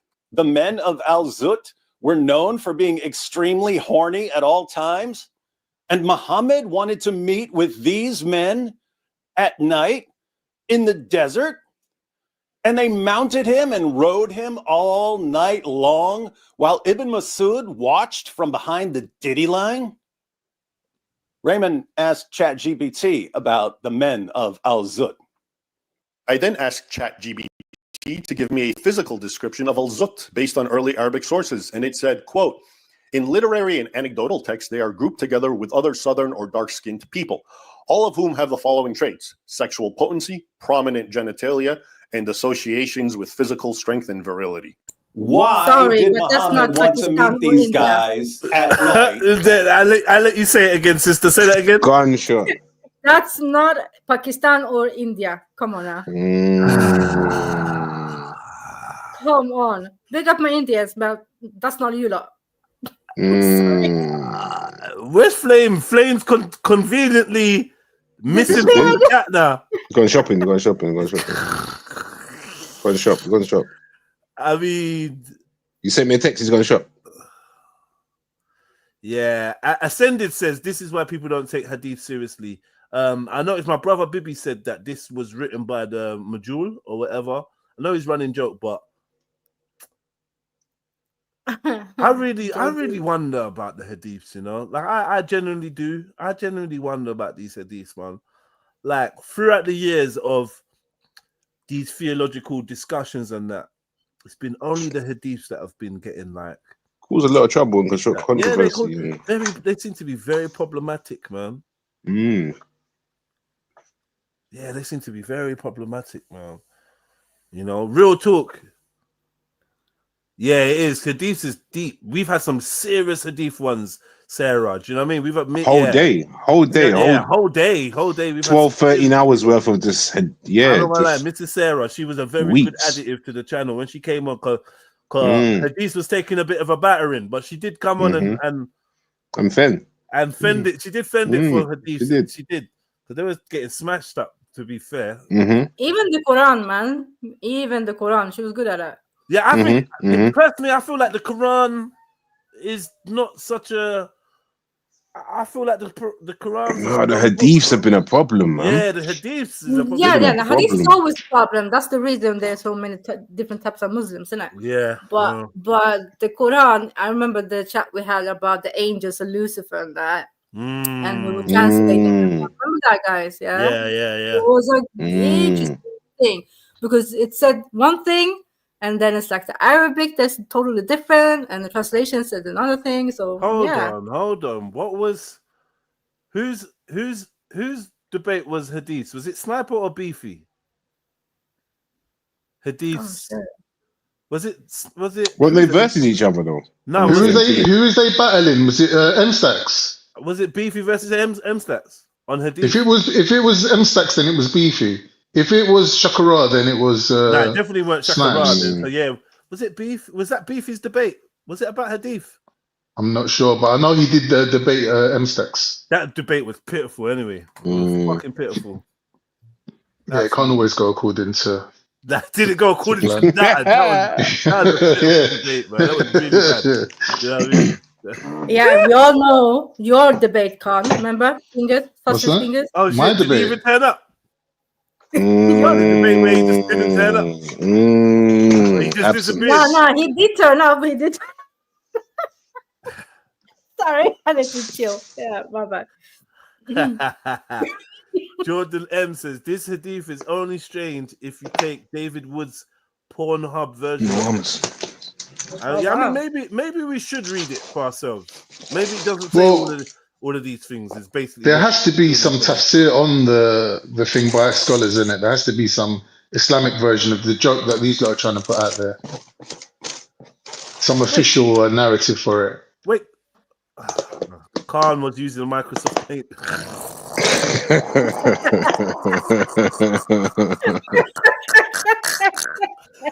Yeah, that was funny. I can't lie. That was actually funny too. That was that was funny. And what was your debate on, Khan? Basically, me and Mezzo were arguing over are Arabs black or white. Is it? I feel it was a bit wrong that I should actually even have to take up that debate because, like, Kemo was there, Zulu was there. Like, there's so many people that could have fight that fight, but it weren't really my fight to fight. You know what? Zulu was dancing. Zulu was shook them days. Let's be real. I didn't really want to say anything to hurt his feelings because I felt that he was like a little prodigy in the making. Yeah, like he could have been good. Battle, man. He just remember, was it like? I think I tried to get him to battle Sniper, and he literally backed out of that. No. And then he was supposed to go against Schiffer, maybe? My memory's gone. I've thrown all of that shit out of the window. It don't mean that no more. I just don't even remember it. But who was Zulu supposed to battle? Anyway, whatever. But now Zulu would be going mad. Yeah, you were shook them times, Zulu. You didn't want certain opponents. Nah. We tried to get him with Beefy. Nah, he's beneath me. Tried to get him with Sniper. It was like, I don't know what was going on. It's really we wanted to get Sniper into a battle like to like see if he could actually. Who did Sniper go against? Bob the Builder. Nah, who did Sniper go against? Who did he go against? Shakara. Oh yeah, that's where that legendary picture came from, innit? With the voodoo. I've forgotten all about that, man. That video should be on millions. That one was fantastic. That was fucking hilarious, isn't it? Yeah, it was. That was a good times, man. Yeah, it's true. Shakara is a beast as well. Yeah. He's a legend. Big up Shakara, man, and big up who needs to get bigged up, man. You hear me? All right, we nearly made it through. We gotta take these little breaks. Through it because as you can see, bro, it's a lot, isn't it? It's a lot, bro. Yeah. It's a lot, bro. It's enough to get someone killed, bro. This ain't no joke. Yeah. Okay, so the Zut southern or dark-skinned people, all of whom have the following. Like, I refuse to believe this ain't black people. I'll tell you from now. Someone's trying to do a cover-up. I'm telling you, it's the Nubians. Is it something to The claim? closest to Saudi Arabia. Come on now.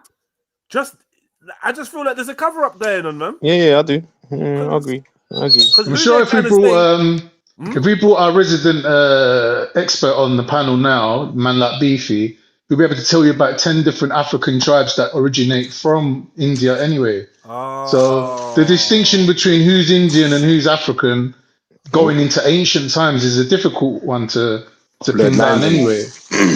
Yeah, Jordan believes the hadith. I think that Al-Zut are the Punjab people.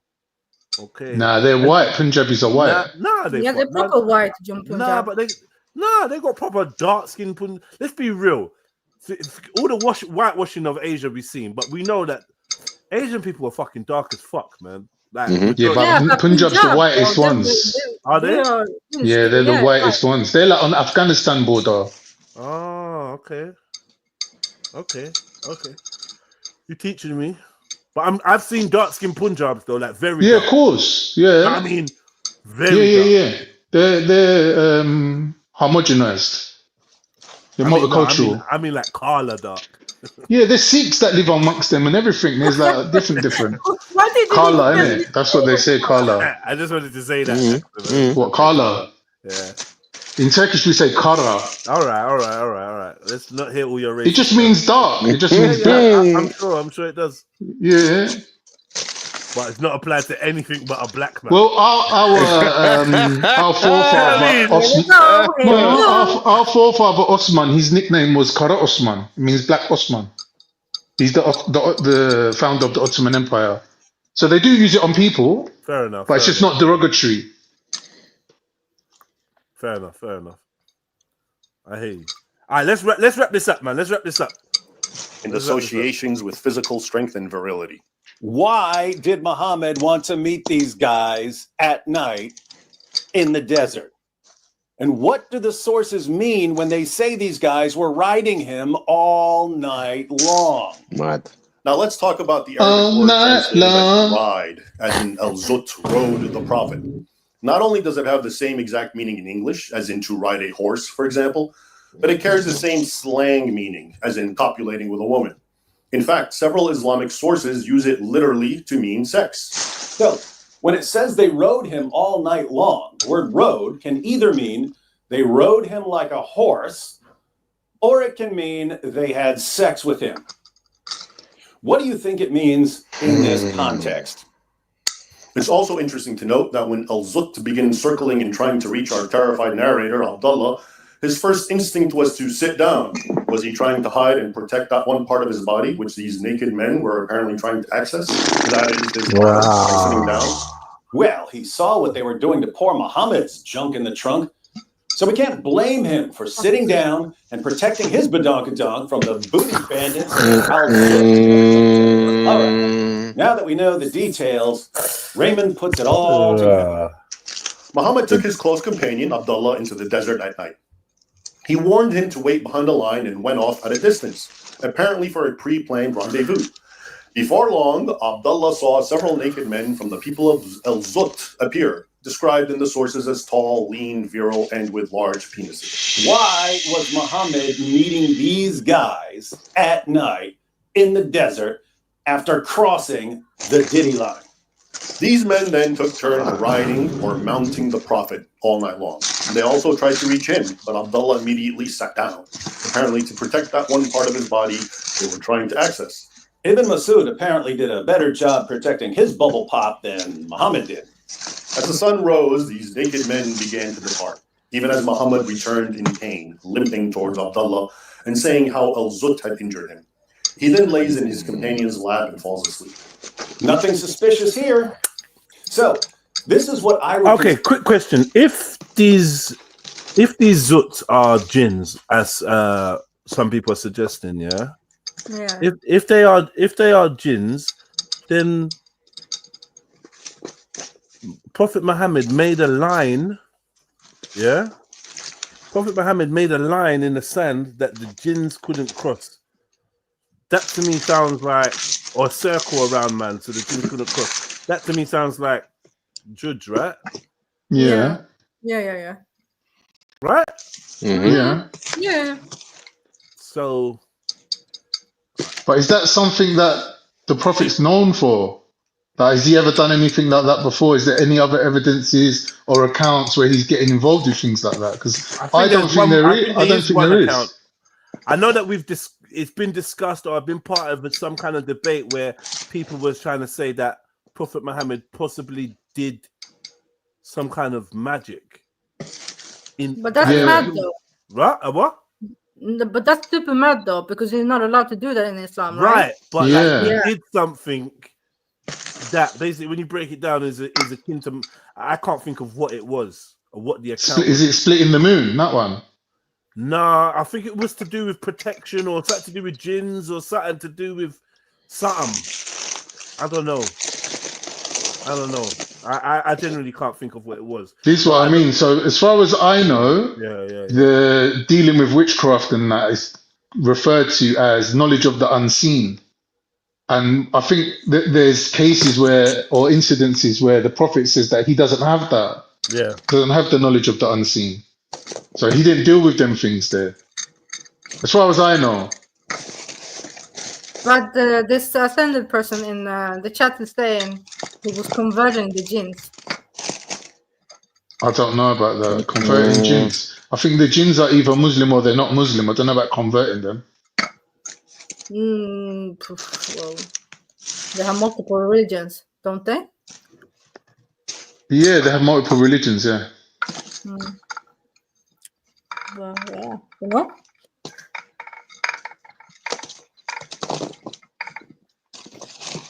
This is a tricky one, saying this is a jinn and then putting a line around. This is like... Yeah. It's a tricky, you know? I feel like it's the... what's it called? That's what I said. Involving forces. If it was a real hadith, either it's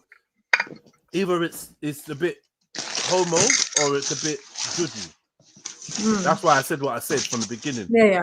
There's the two conclusions. Because if the line that he put around man has stopped the jinns, like that just sounds to me like a protection circle. Protection spell, yeah. I don't know.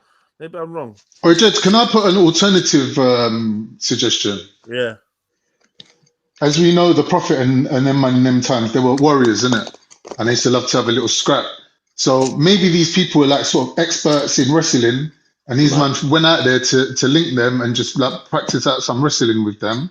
And as we know, back in the day, there weren't no kimonos or outfits or night techs and this, that. Like, mans used to wrestle naked, didn't it? So it could be that it was a sport. How did you equate this to Turkish thing, yeah? I know. There's no such thing as Turkish wrestling. That's Greco-Roman wrestling. That the Turks do it too, but it's not a Turkish thing. The Turkish adopted it, yeah? Yeah, like there's things that Turks nick from other people. Wrestling was one of them. The Batty Man thing. All right, cool. The Greeks and Romans invented that wrestling, man. But Turks do it. I'm not saying they don't do it. Sorry, I was like, yeah, let's do that. Let's do that. They do it. Yeah, they do it. But it's not like we're thinking it. We're like saying, yeah, it's our thing.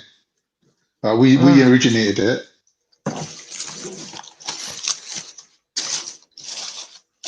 Well, but anyway, yeah, I'm saying like, why can't it just be a wrestling thing?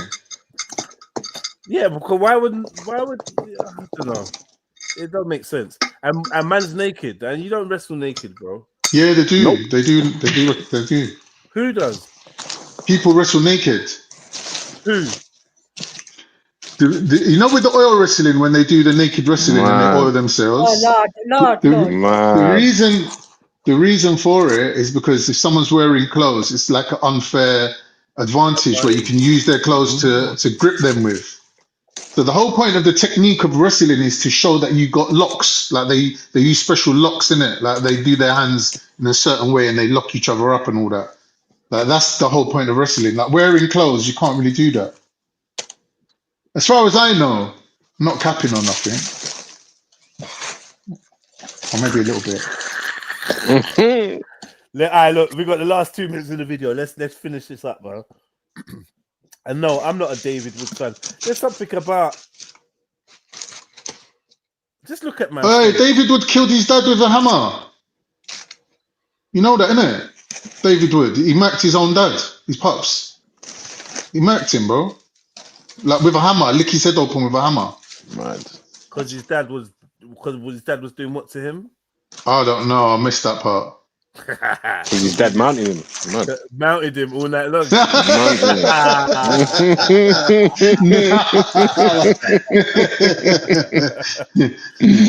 Madness. Absolute madness. Was he eating popcorn while it was happening? And Zulu said he didn't kill him. Oh, the dad survived. Consider the weirdest, Damn. creepiest, most disturbing story in the Muslim sources. And that's saying a lot. But maybe I'm wrong. Maybe I'm missing something. Let me ask all our Muslim friends what this means. Why did Muhammad head out into the desert in the middle of the night to meet with a bunch of Indian or Pakistani men who were known for their strong sexual appetites? Why did he bring his companion, Abdullah ibn Masud, and make him stand behind the Diddy line? Did Muhammad like it when one of his companions watched? What do your sources mean when they say that these tall, lean, black, naked men mounted Muhammad and rode him all night long? When the men of Al-Zud approached the Diddy line, or the Cuck line, why did Ibn Masud sit down to protect the Jiggle twins, his wiggle bag, his rump rockets? Wow. And why did Muhammad return to Ibn Masud in pain, totally worn out from having his bounce house bounced on all night, and pass out on his companion's lap? Mad. Let me know in the comments section. If you'd like to watch Raymond Ibrahim's full video, the link is in the description box. Be sure to check out his channel as well. As you can see, he's got a lot of good material. Craziness.